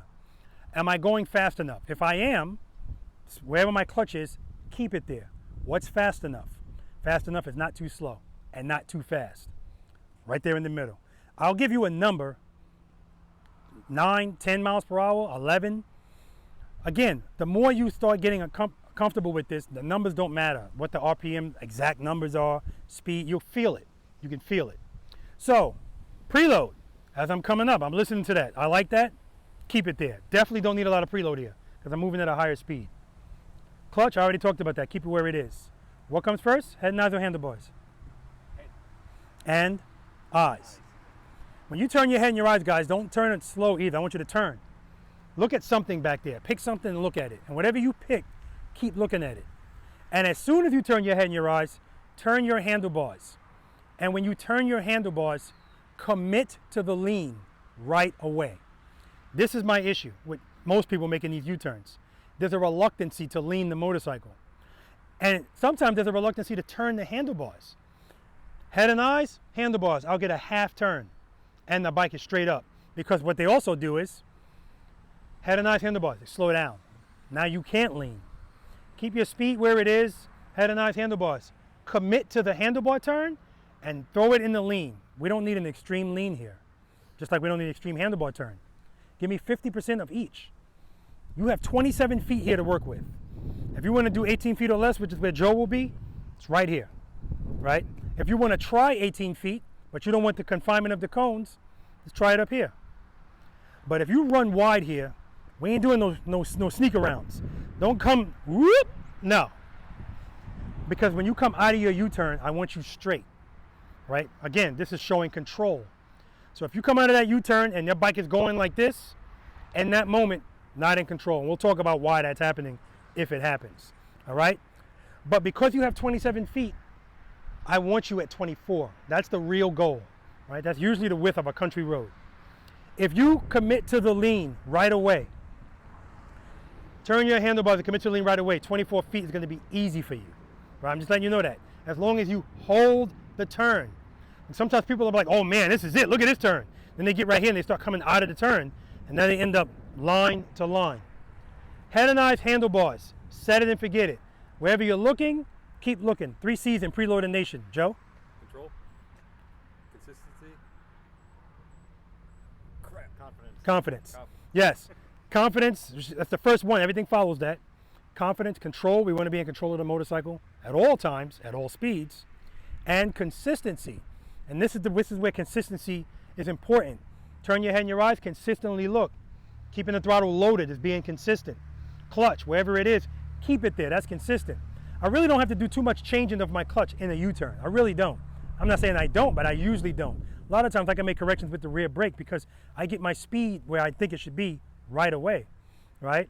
And then when you turn your handlebars, consistently hold them there, because if you start doing this, you're losing space, okay? And usually that's an issue because of your speed. Any questions about any of that?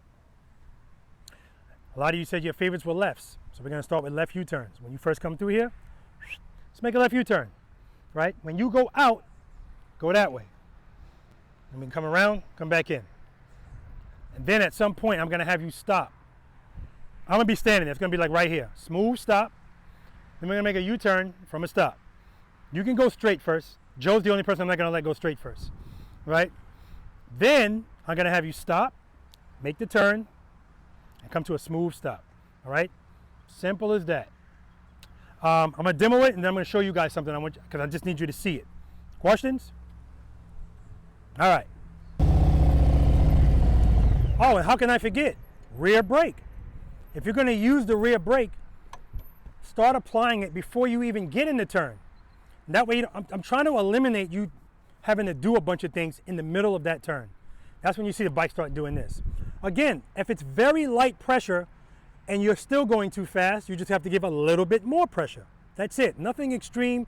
Don't stab at it. And if you feel, uh-oh, open the clutch. I don't care if you ride out the exercise. Don't hit that pole though. All right? All right, I'm going to go out and come back in.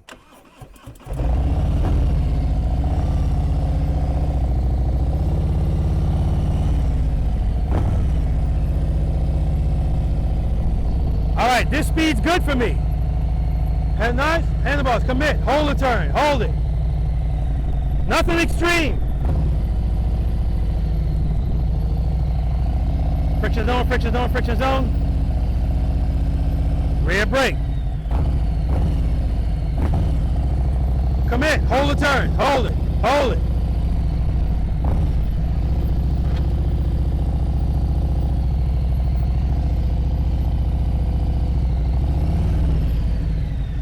And then we're gonna stop, U-turn, smooth stop.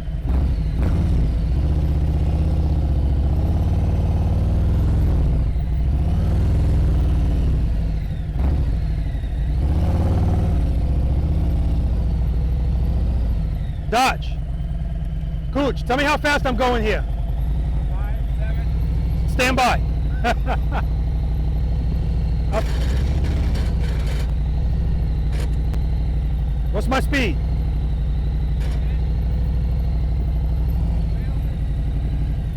What's my speed? 12. 12. 10. 10. 7. Yeah. 7 or 8. 6, 5, the bike's gonna fall. I'm showing you that because I don't need you going that slow. So that's why so for you to lean the bike, not a big deal because I'm not asking you to lean that much, right? Lean equals risk. The more I lean, the more important it is where this is. If it's out too much, it's going to make me wide. If it's in too much, even a little bit at that speed, at that lean, it's going to fall. So for you, lean that bike over. Nothing has to be scraping, nothing extreme, but hold the turn. And I'm going to show you something else.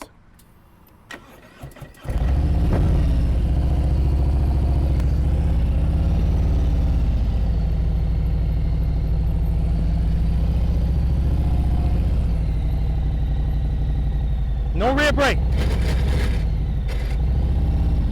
Clutch control.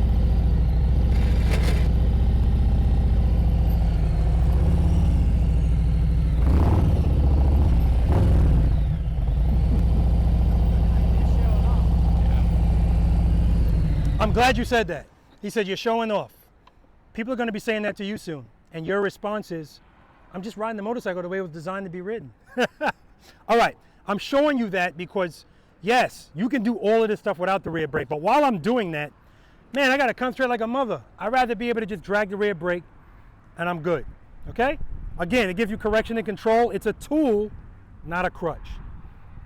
Questions? You ever hate it when people don't move on you? Or do you like it? What do you mean, move on me? Like when you were coming towards us when we didn't move. I like it because it shows they trust me. Trust and believe. Because trust and believe is true for everything. That's why I love that exercise. Anything in your life, if it works every time you do it, you're going to learn to trust it.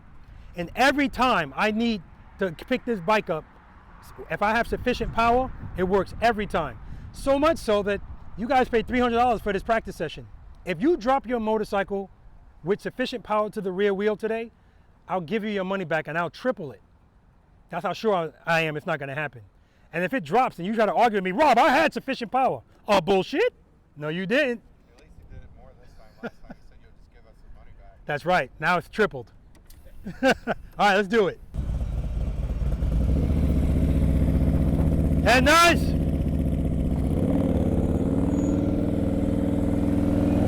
All right, watch that speed, Lee. Watch that speed. Again, guys, your speed should be consistent throughout this whole thing.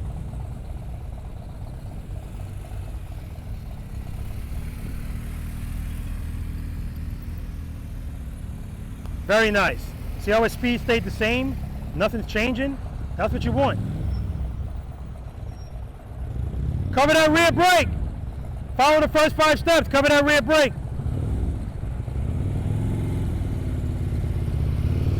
Good. Keep the speed consistent. Keep the speed up.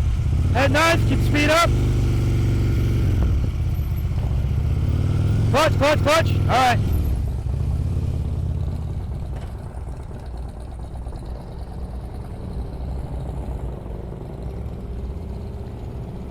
Left, left, left, left, left.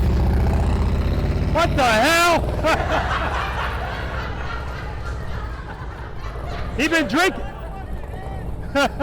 He said left? Okay. Ohio ambassador, ladies and gentlemen. Beautiful.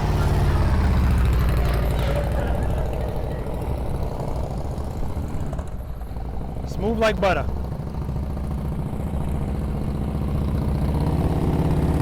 Head nice.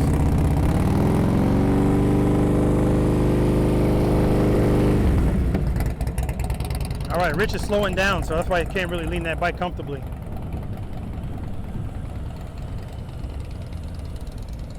Keep your speed up, keep the speed up, keep the speed up. Head nice, handlebars. Stay in the friction zone. You're looking down. Good, good. Hold the turn, hold it. Not bad, not bad. You gotta work on those head nice.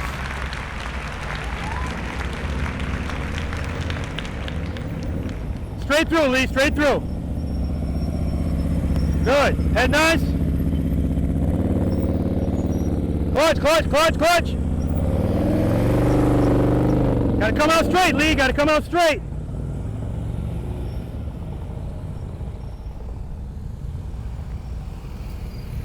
Good. Head nice.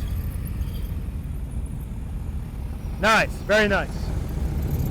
Cover the rear brake.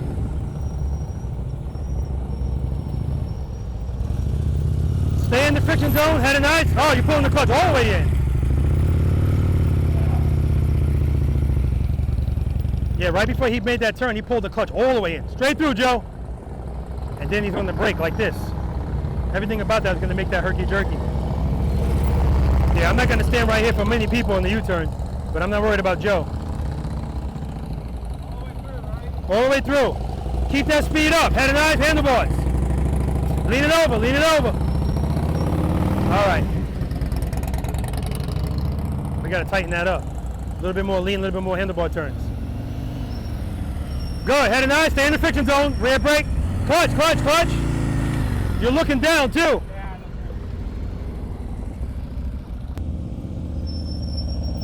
Smooth stop, smooth stop. Smooth stop, Lee. All right, U-turn. Good, head and eyes, handlebars. No sneaking around, Lee, no sneaking around. Lee is sneaking into this 18-foot box. Smooth stop, smooth stop. Ah, see how that foot came behind you a little bit too much speed. All right, U-turn, looking good, man. Good head and eyes. Don't speed up, don't, here we go. I don't want one of those. Straight through, straight through. Stay in the friction zone, head and eyes, handlebars. Easy on that rear brake, too much rear brake.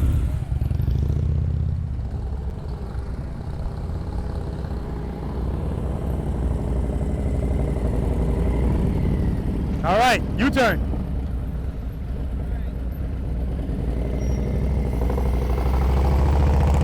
Nice, Joe. You know, see how clean that U-turn was? Because he's committing to the lean right away. That's when it's most important too. Beautiful stop. I need you to give me a little bit more lean, or a little bit more handlebar, or a little bit of both, so we can get this turn a little bit tighter.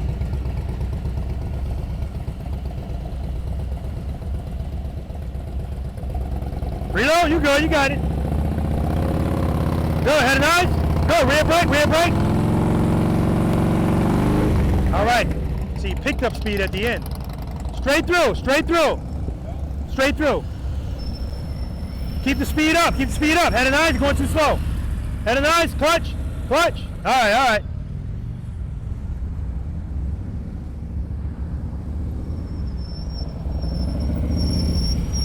All right, smooth stop. Good, head and eyes.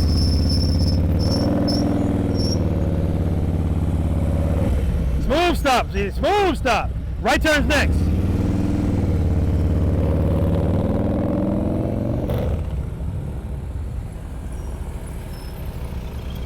Outstanding. Smooth stop on this side.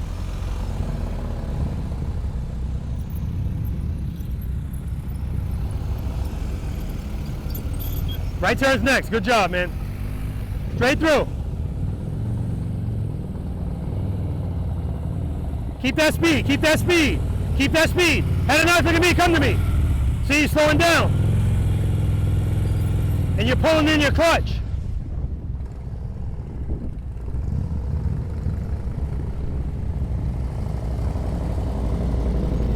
All right, smooth stop, Joe.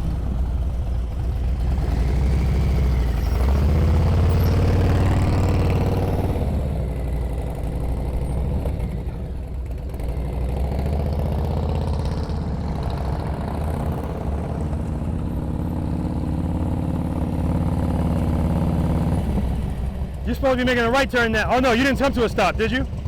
No. Yeah, come to a smooth stop.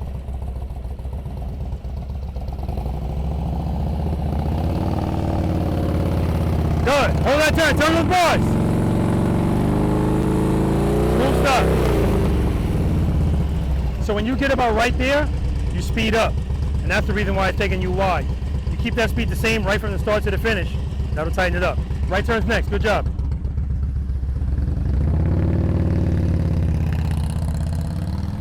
Straight through. Keep that speed up. Keep the clutch where it is. Head and eyes, rear brake, rear brake. Clutch, clutch, clutch. And I get it. As soon as he looks at me, he throws up his concentration. I understand. There's a connection between the two. Good. Head nice. Nice. Go out that way.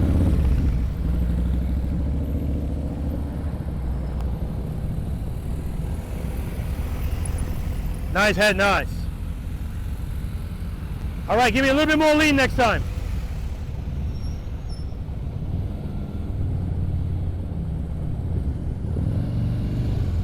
Keep the clutch where it is. Head nice, handlebars. Clutch, rear brake, you're not covering it.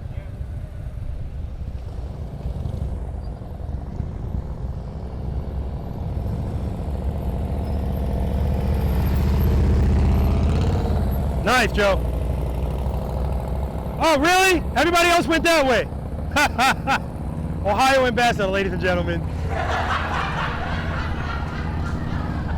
Get those feet up, Cooch. Get those feet up. All right.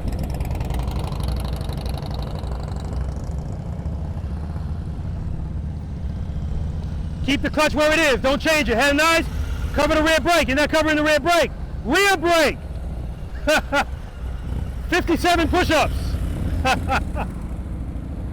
I'll tell you guys why it's 57. Straight through, Lee, straight through.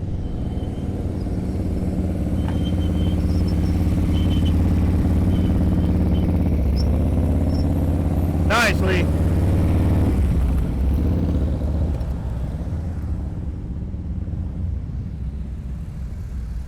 Good. Lean it over. There we go. Hold that turn. Much tighter. Beautiful.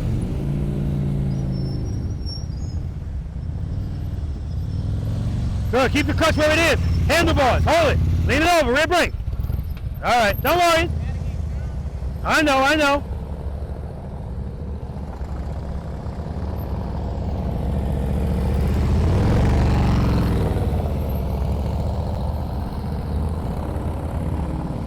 Cool. Stop duck walking that bike.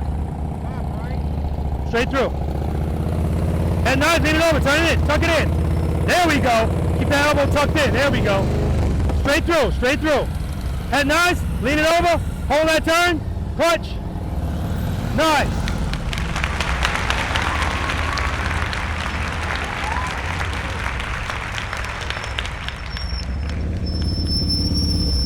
All right. Right turn.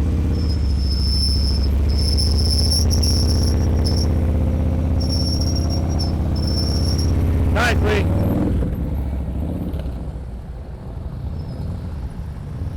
Stop duck walking that bike. All right, straight through. Head nice, good. Tuck that elbow in. There we go. Turn those bars.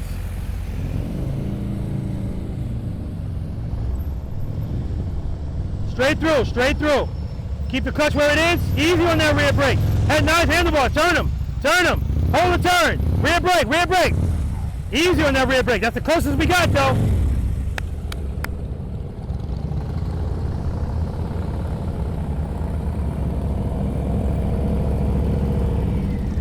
U-turn, straight through. Oh, man. You're getting in your head. Commit. Good job.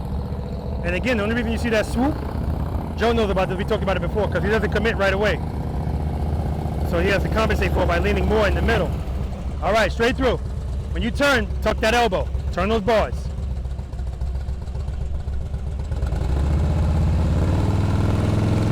Good. Turn it. There we go. Hold that turn. Nice.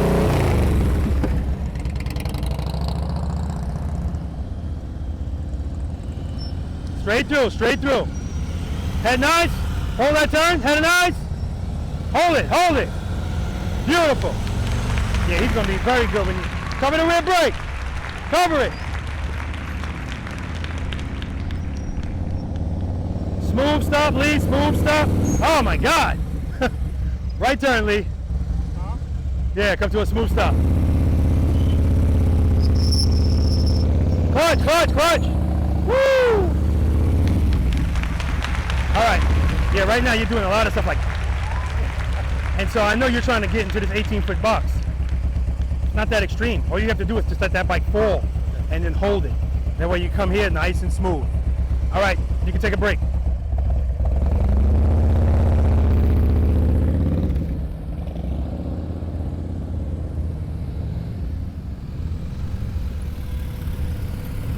Beautiful stop. Give me another one over here. Good, commit, tuck that elbow. Woo! Oh, that was gonna be it right there, man. Oh my God, dude. You were like, and then you came out of it. That was good though, take a break. Oh, that was it, guys. Straight through. Keep turning those bars, and that was gonna be an 18-foot U-turn, easy. Keep that speed. Head and eyes, handlebars. Easy on the rear brake. Easy, keep it loaded. All right, take a break, take a break.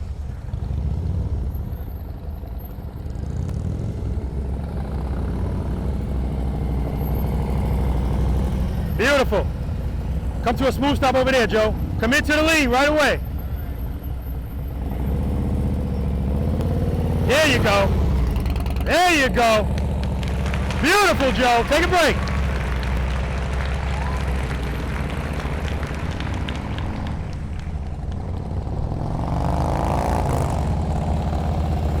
Beautiful stop. Give me another one.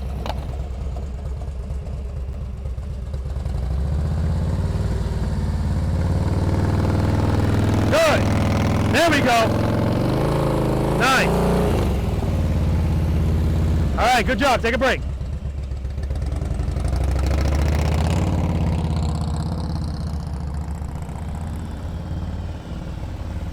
Good. Head and eye. Turn those bars. Rear brake. Rear brake. Good. Hold that turn. Hold it. Smooth stop over here. Friction. Get off that front brake. Yeah, when you get new bars, you're gonna be good, man. Right? Huh? Yeah. Yeah. Slowing down makes everything easier. All right, man. Good job. Take a break. All right, guys. Next exercise is going to be number 7, figure 8. We're going to stay right here. Just got to move some codes around. All right, let's do it. Any questions on the U-turn, guys? James. Oh, my God. His last U-turn, he committed to the, I say this all the time, if you commit to these things right away, everything's going to get tighter. I saw him go. And, man, that was going to be it. And then he got out of it, you know? But, yeah, listen, that's first world problems. That's what I like to call that. And yeah, you just got to practice it. And right now, Koosh, am I saying your name properly? Karush, yeah. Karush. Right now, you're just limited by your handlebars. Because I'm watching you. You're doing like I used to do. You got to put your leg out to be able to turn the bars, but you're making that turn. We can work on the other stuff later, the head and eyes. Dosh, right now, it's that rear brake. When you hit it, you hit it. I'm going to kind of Yeah, yeah. So you got to just, you know, just take it easy, right? All right. And Lee, we already talked about the same thing. The inputs are like this. You know, we just want to smooth that out. And remember, I told you guys at the end of that U-turn, I want you coming out straight. So Lee, because you're falling into those U-turns, you're falling into them so much that when it's time to straighten out that bike, you know, you're kind of going to the side. All right? And Joe, again, I'm not listening to him, but he's like, you know, this one's going to be tough because I'm going to the right. That's my weak side. So he's mind himself right from the start, right? Nothing changes though. He gets his preload up. Now his first U-turn, it reminds me of, I did a long time ago talking about Joe at a practice session and talking about not committing to that lean right away, and that's why that's that swoop at the end. Because if you don't commit right away, now you have to commit extra at the end of it. And to come out of that, yeah, it's gonna be like that. Second time he went through, committed earlier, much smoother. And that was the one when he had to stop, so it was perfect, all right? We all battling something out here. Right? Nobody cares about Joe's problems, which are which are non-existent really. But that brings us to exercise number 7, the figure 8. We're dealing with the same width.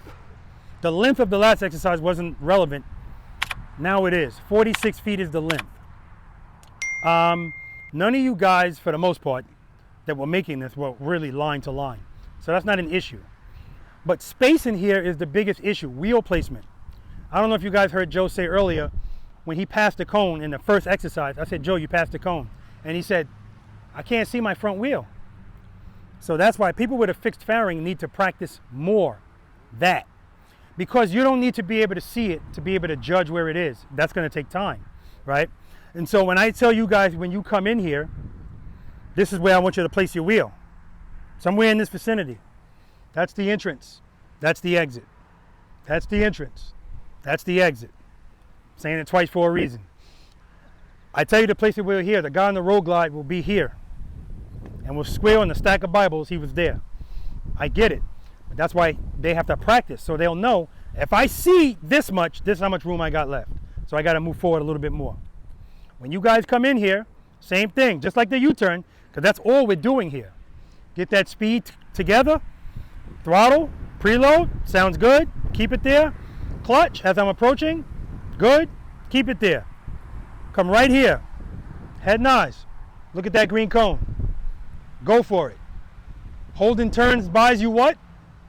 Space and time. Space and time. Hold this turn. When I get up to the 12 o'clock spot, now I was looking there, I'm going to look at that green cone, and I'm going to that green cone. I'm going to use all the space that I need, because we don't all need it all. Hold it. Hold it. This is where people start coming out of the turn. No, because then you're going to make this turn tighter. Hold it. Hold it.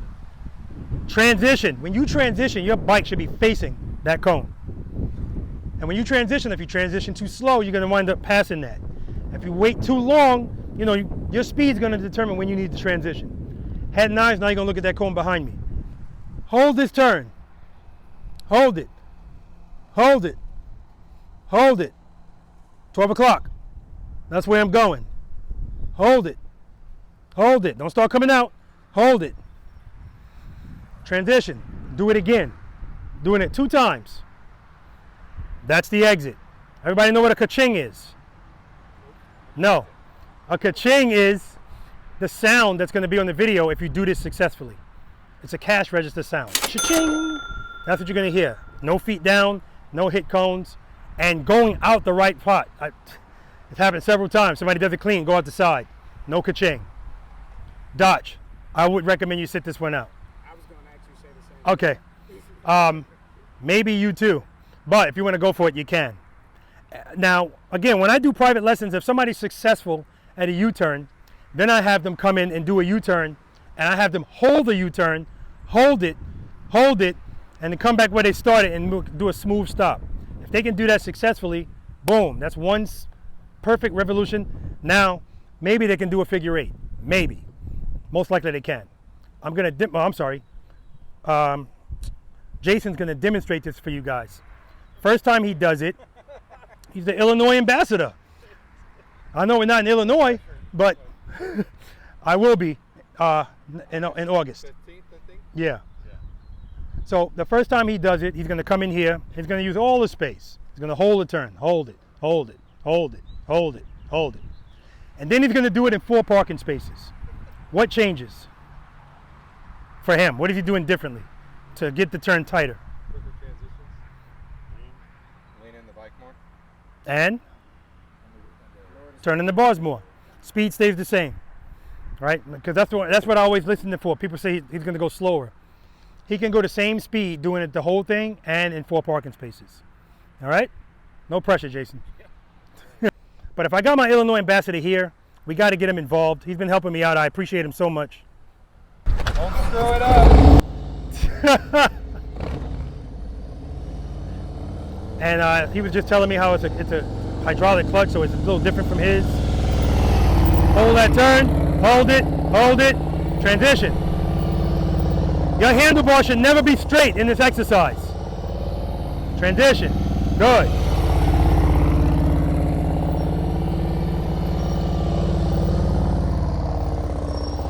Beautiful.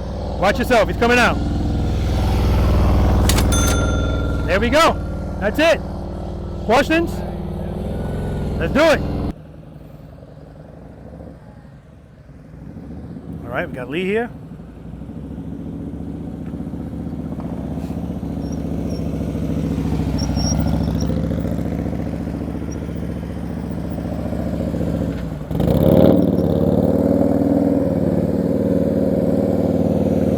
Now you're making that one. All right, so I got to talk to Lee, because what Lee does is when he goes into the turn, he speeds up. And so that takes away space from him. Keep the speed the same the whole time.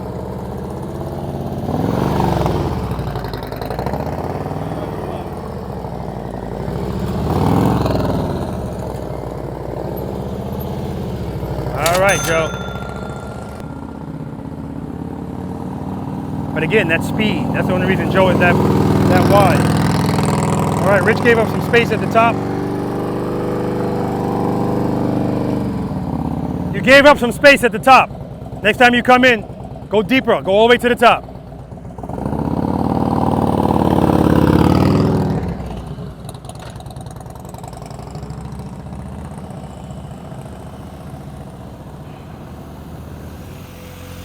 Good.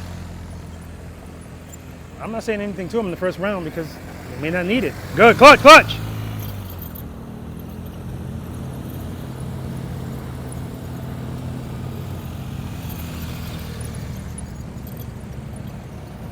Good, transition. There we go. Look at the exit, look at the exit. Good job. Feet up, cover that rear brake. Cover the rear brake. Cover the rear brake. Cover the rear brake. All right.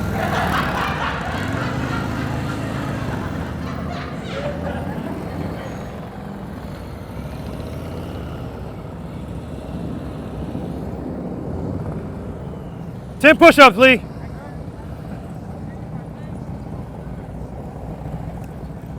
All right, so what you're doing in your turns, you're speeding up. Every time you go into the turn, it's pushing you wide. When you got that good speed, even if you throw this bike all the way over, keep the speed the same. You don't need that extra speed, okay? All right. Good, keep that speed right there. He also leans with the bike going left, but not right. A little bit right there too. Too much speed, too much speed. There you go, Lee.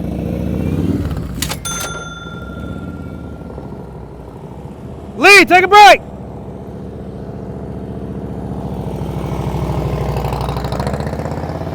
Slow it down, Joe, slow it down.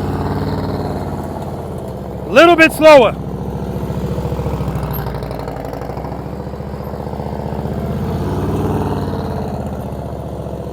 Excellent. Joe.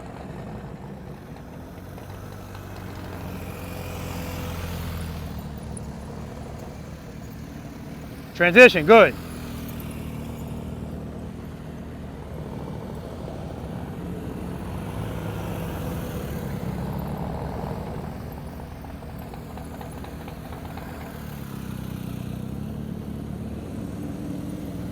Like butter, baby.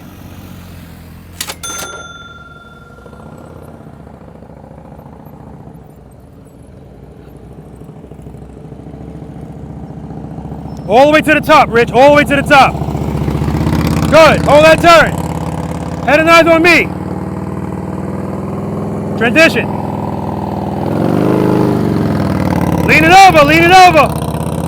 Good. Head and eyes on me. Hold the turn. Hold it. Transition. Transition.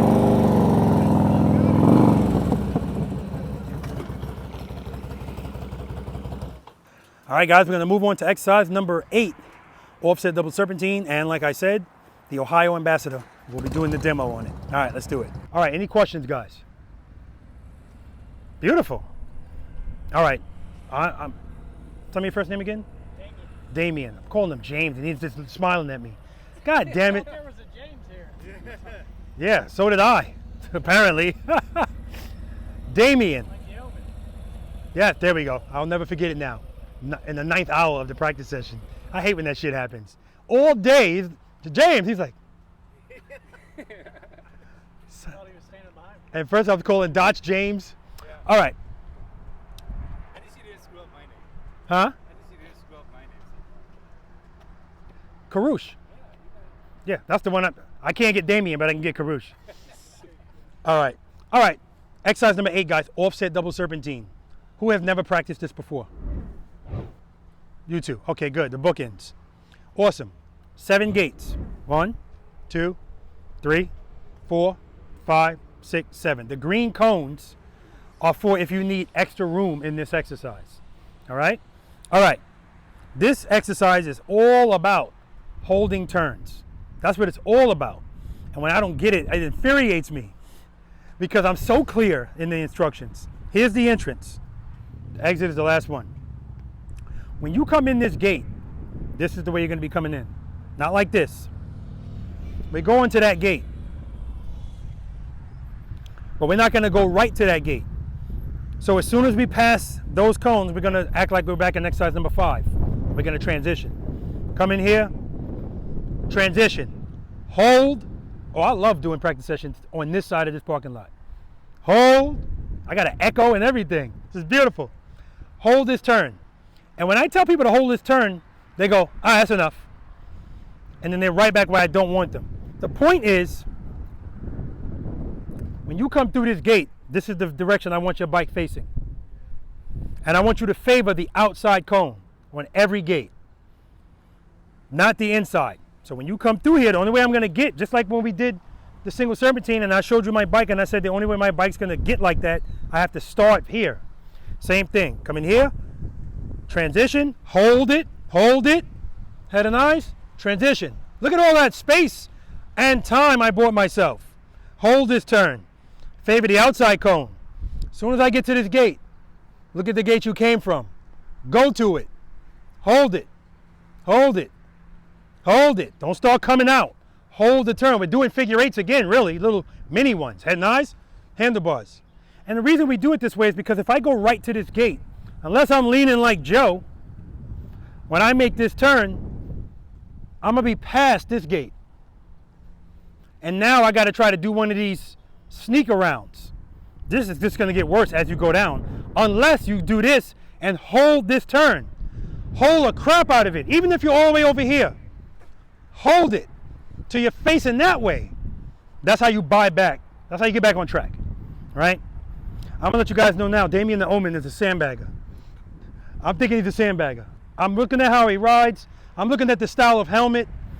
He's a sandbagger. All right, any questions?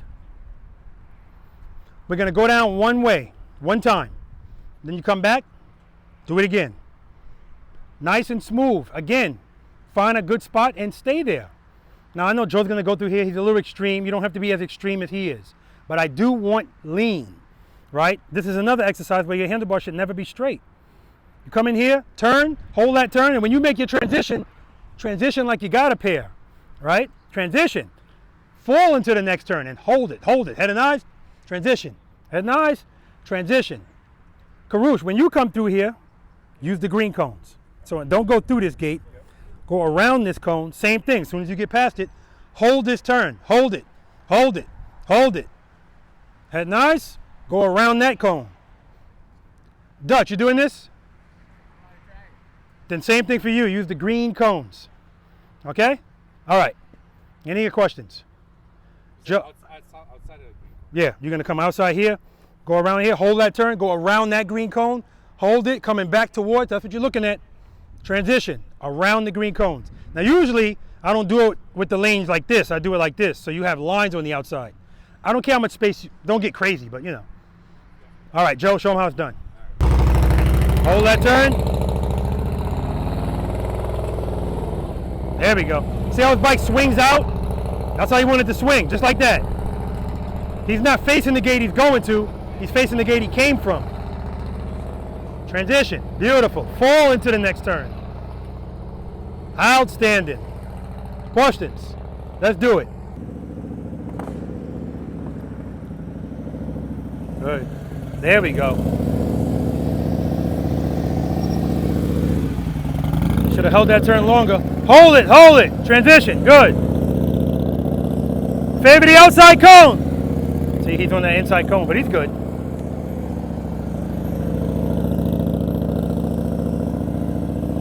Nicely.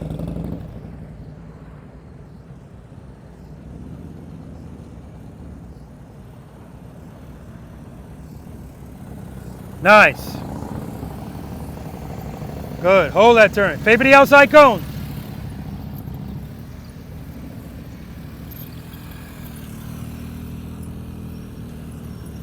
Very nice. Very nice. Held that turn nicely. See how much his bike bounces? Very soft suspension. Excellent, Damien.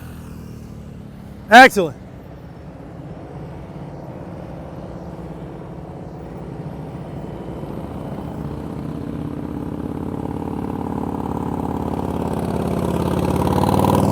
Good. Hold it, hold it, hold it. Transition. See, I want him facing the gate when he transitions. See, he's not holding it long enough. So it's gonna get tighter and tighter. There we go. Good. See what he just did there, guys? He brought back space and time. That's exactly what he just did. Excellent. Excellent.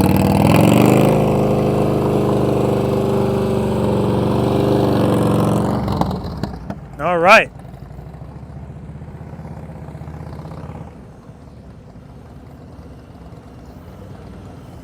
Good. Hold that turn. Hold it. Hold it. Hold it. Transition. Good. Hold this turn. Hold the turn. Hold it. Hold it. Hold it. Hold it. Hold it. I didn't tell you to see. Follow instructions, Karouche. Hold that turn. Hold it. Transition. Good. Now hold this turn till I tell you to stop. Keep holding it. Keep holding it. Transition.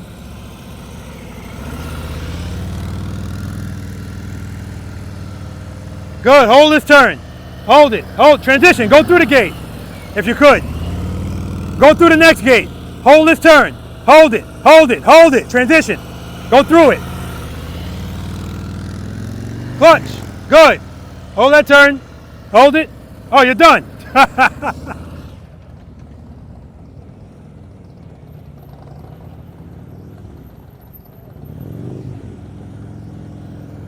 Hold that turn. Hold it. Hold it. Hold it. Transition. Transition. Uh-oh. Houston. Good, good, good. Hold that turn. Hold that turn. Transition. Hold that turn right there. Hold it. Hold it. Hold it. Keep turning. Keep turning. Transition. Easy on that rear brake. Good. Hold that turn. Hold it. Hold it. Hold it. Transition. Good. Good. Hold that turn. Slow down. Slow down. Slow down. Good. Good. Hold it. Hold it. Transition. Good. You're doing good. Hold that turn. Come on. Hold it. Easy. Keep it loaded. Keep it loaded. Transition. Good job, man. Joshua.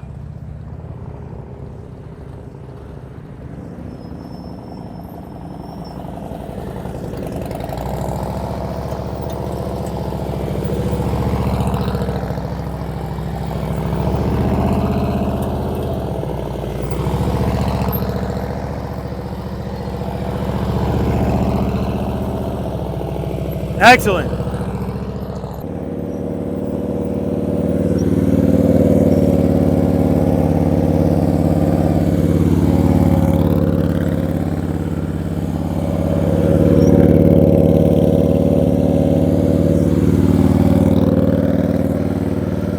Excellent.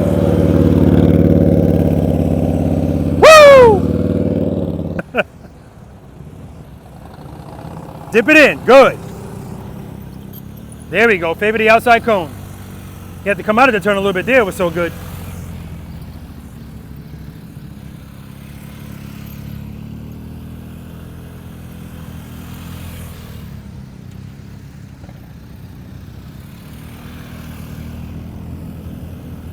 Excellent. Next exercise.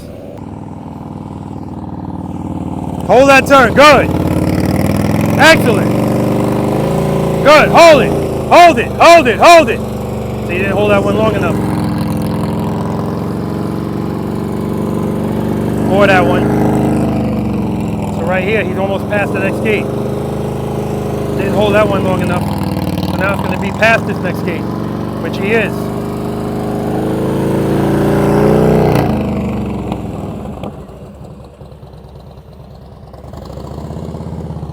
He's getting frustrated with himself.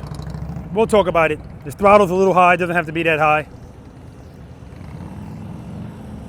Karouche going through the gates now. Dip it. Good. Hold that turn. Transition. Good. Hold this turn. Hold it. Hold it. Clutch, clutch, clutch. He wants to go through the gates, but he's not ready yet. Not with those bars, because he got to turn more. Clutch.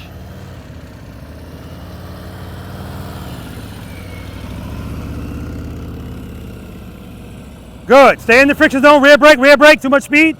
There you go. Transition. Hold that turn. Hold that turn. Transition. Good. Rear brake. Nice turn, nice turn. Go through the gate, you got that. Turn it, baby. There you go.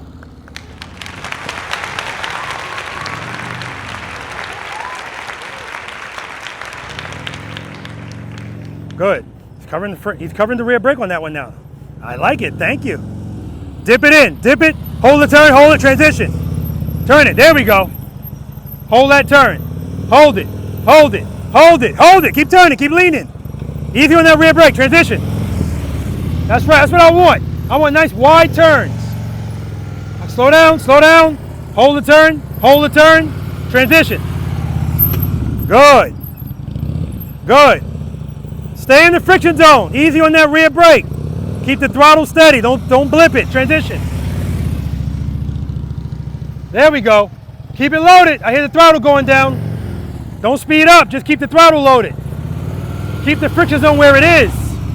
Good, hold that turn. Hold it, hold it, hold it, hold it, hold it. Transition, go out the gate. Turn it, go for it. There we go. Okay. Joe's gonna do this brakeless.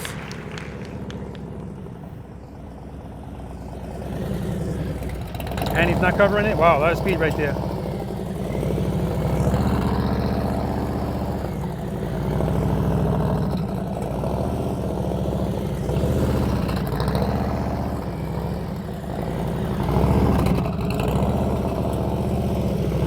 Good job, Joe.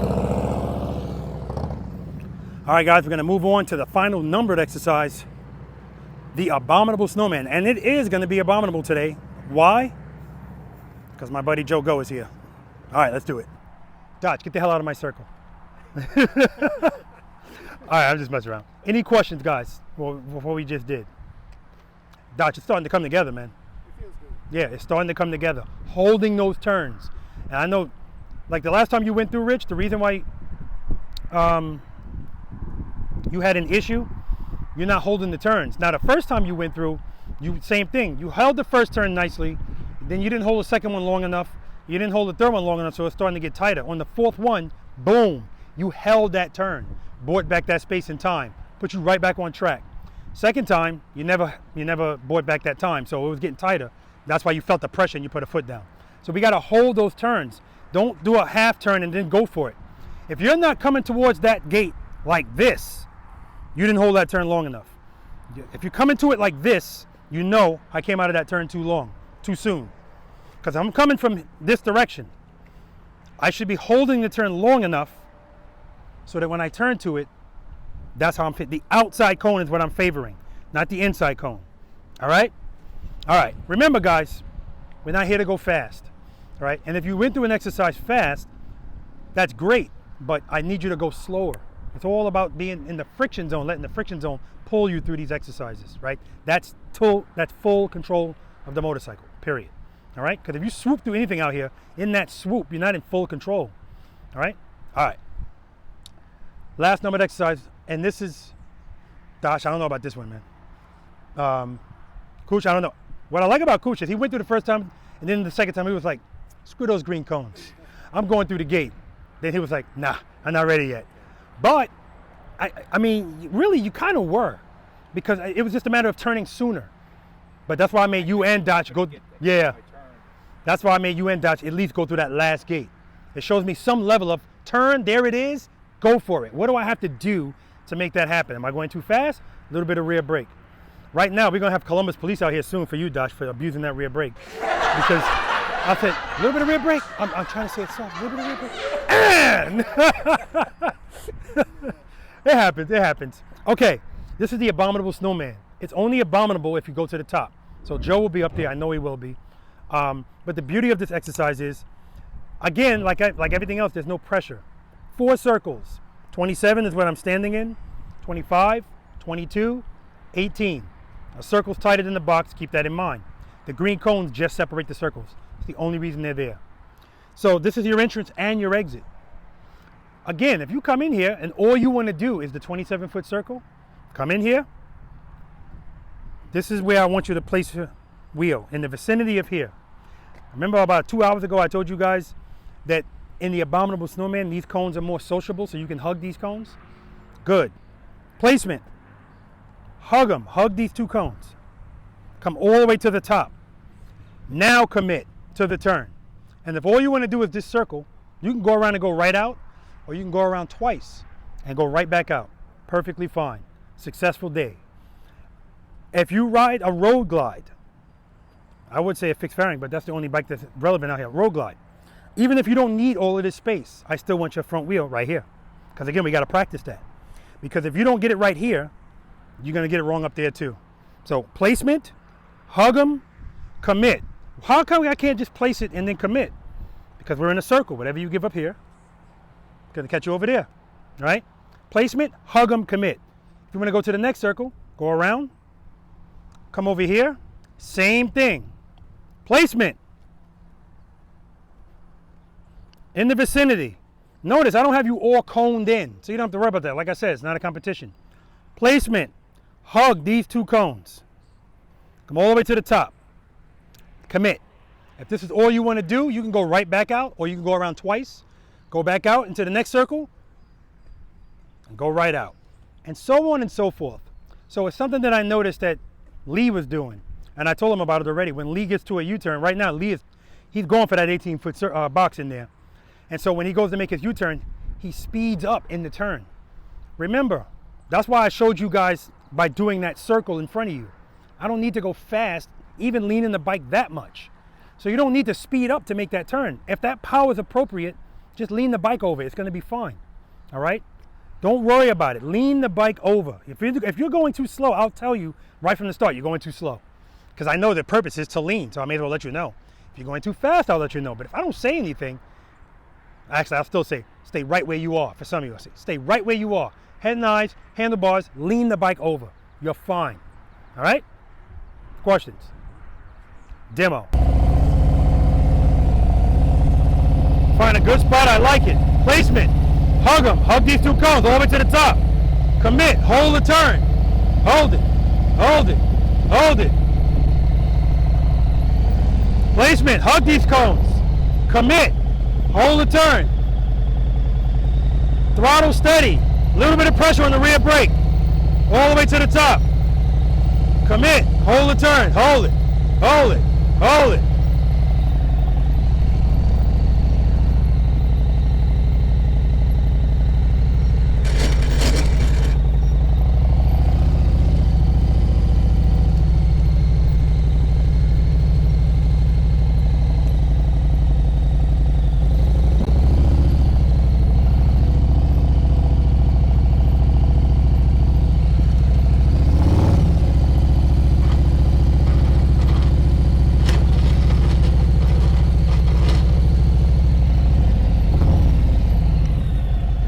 Questions? You have a question? Go ahead. Damien got that smirk again. He's like, That's not mandatory. Right? no, it's not. What's the question? Oh, I sure as hell ain't doing that on the road glide. Okay. Just did that. You don't have to. You don't have to. No pressure, even for you, Joe. Any other questions? All right, let's do it. Keep the speed low. Keep the speed down. So Lee's got to watch that speed.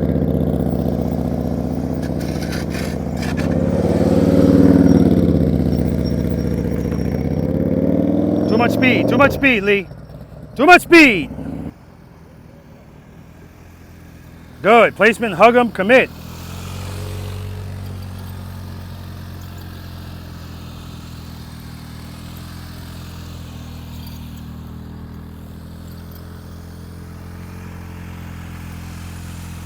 Excellent. Nice throttle. Nice and smooth.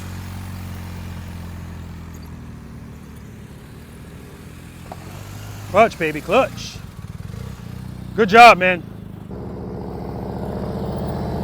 Good. Good wheel placement. Excellent. Excellent. Don't worry, I'll screw it up. No, it was excellent, man. Watch your speed. Watch your speed.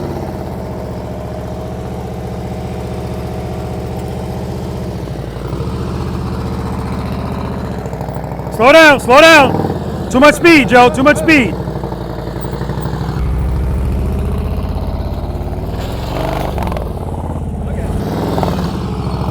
All right, so Joe just has to slow down. Same thing, he's doing like Lee is doing when he gets into a turn. He speeds up. You don't need to be going that fast to make these turns. Just keep a consistent speed. Like right here, this speed is good. You can do this whole thing at that speed. Good, hold that turn. Good job, Rich. Good, all the way over. All the way over. All right, you're early. Clutch, hold the turn. All right. You're not ready yet for this, Karush. All right, we got Dodge here. All the way over, Dodge, all the way over. Start turning. Commit to the turn, all the way to the top. Stay in the friction zone, hold the turn. Hold the turn. Go right back out. Beautiful, man. Beautiful. That was nice.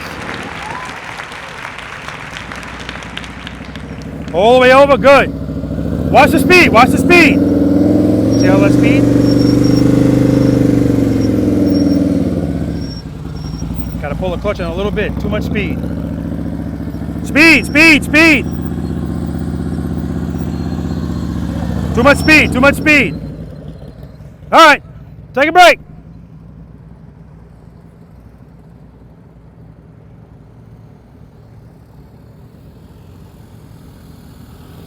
All the way over, good.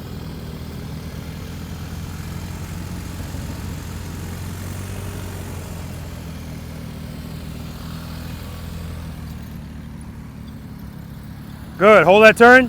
Keep the clutch right where it is, it's perfect. Throttle's good.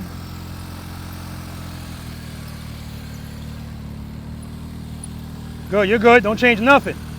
Hold that turn. Beautiful. Beautiful, Damien. Got a clean run coming here. All the way to the right. All the way to the right. Good. Hold that turn. Beautiful. Outstanding. Head and eyes. Beautiful.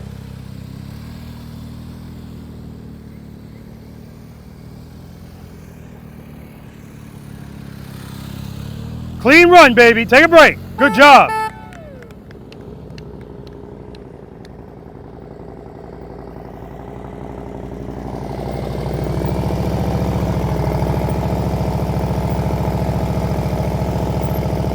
This fishing pole is ruining my shot.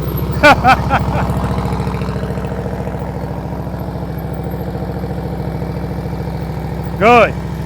Beautiful. Speed is better. Nice. Slow down, slow down. Good. Clutch. Good, good, good. Nice, Joe.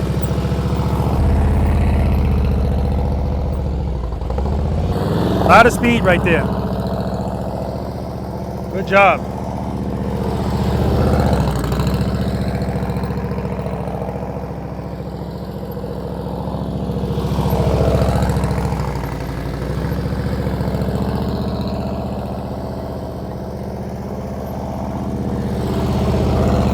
Good job, man. Bonus exercise next.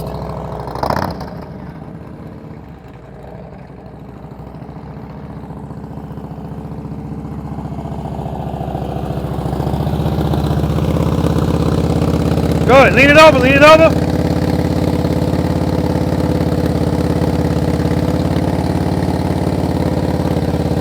Nice. Very nice. Nice head and eyes, too. Good job, brother. All right, guys, we're going to move on to the bonus exercise. To lean or not to lean. Two of my friends that were in practice session number 86 just showed up. Sarah and Larry. I'm going to go say hi to them. All right, let's do it. Any questions on the Abominable Snowman? Lee, Joe, got to slow down. Yeah. You're not first, you're last. I know. Except when you're doing this stuff. But excellent job. Excellent job. Excellent clean run, Damien. Excellent. And Dodge, wow, that was nice, man. Very nice. I wasn't expecting it. And it looked like you were. I don't think I was either. It looked like you were going to keep going. I was like, no, get the hell out, man. Go out. I want you to end on a high note. That was beautiful. All right, and Rich, good job, man. Both directions. All right. Bonus time. To lean or not to lean. That's this exercise. Oh shit, we hit the wrong one. That's this exercise. It's that exercise. Okay, those cones are 10 feet apart. I don't give any advice in that exercise. All I do say is if you got highway pegs, hold them in. It's called to lean or not to lean for a reason. You either got to decide whether you're going to do it straight up or do it leaning or incorporate both. There's 7 cones, so the best you can get is 6. This is going to be a best of 3. If you get 6 cones twice, unless somebody else gets 6 cones twice, it's over, right? That's it. You hit a cone, you're out. You're going to hear me say, that's it. Please don't keep going, knocking down all the cones. If you're out, you're out. And I'm going to say out loud what your number of cones are. Any questions? Can I do it on your bike? No, you can do it. It's the same thing. I'm going to demonstrate it, then you guys are going to do it.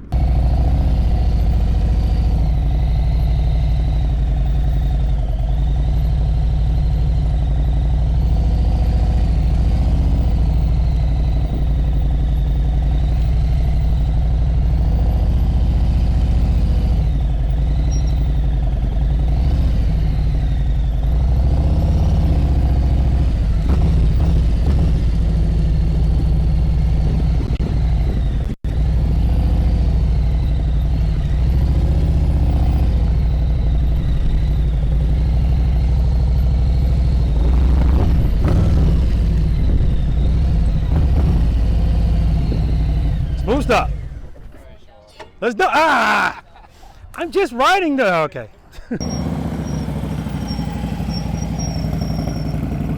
1, 2, 3. 3 cones. Too much speed. 2 cones. 3 cones. 4 cones. 4 cones!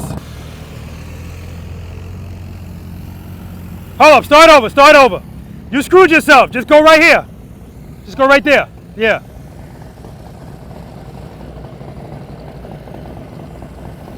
I was like, man, he throwing a handicap in. 1 cone. That's it, you're out. 1 cone. All right, got Joe Go here. Very far from this cone. It's 1 cone, 2 cone, but now this is tighter than it has to be. 3 cones, 4 cones, 5 cones. Get it in there. 6 cones. Out of speed again. 1 cone, 2 cones, 3 cones. That's it, that's it! 3 cones! 1 cone, 2 cones. That's it! That's it! 2 cones!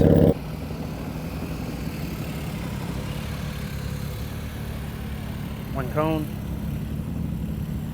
2 cones, 3 cones. You're done. 3 cones! All right, if Joe gets 6 here, it's all over. Nobody came back over here, so they must know. 6 cones. Okay, I'll observe my phone.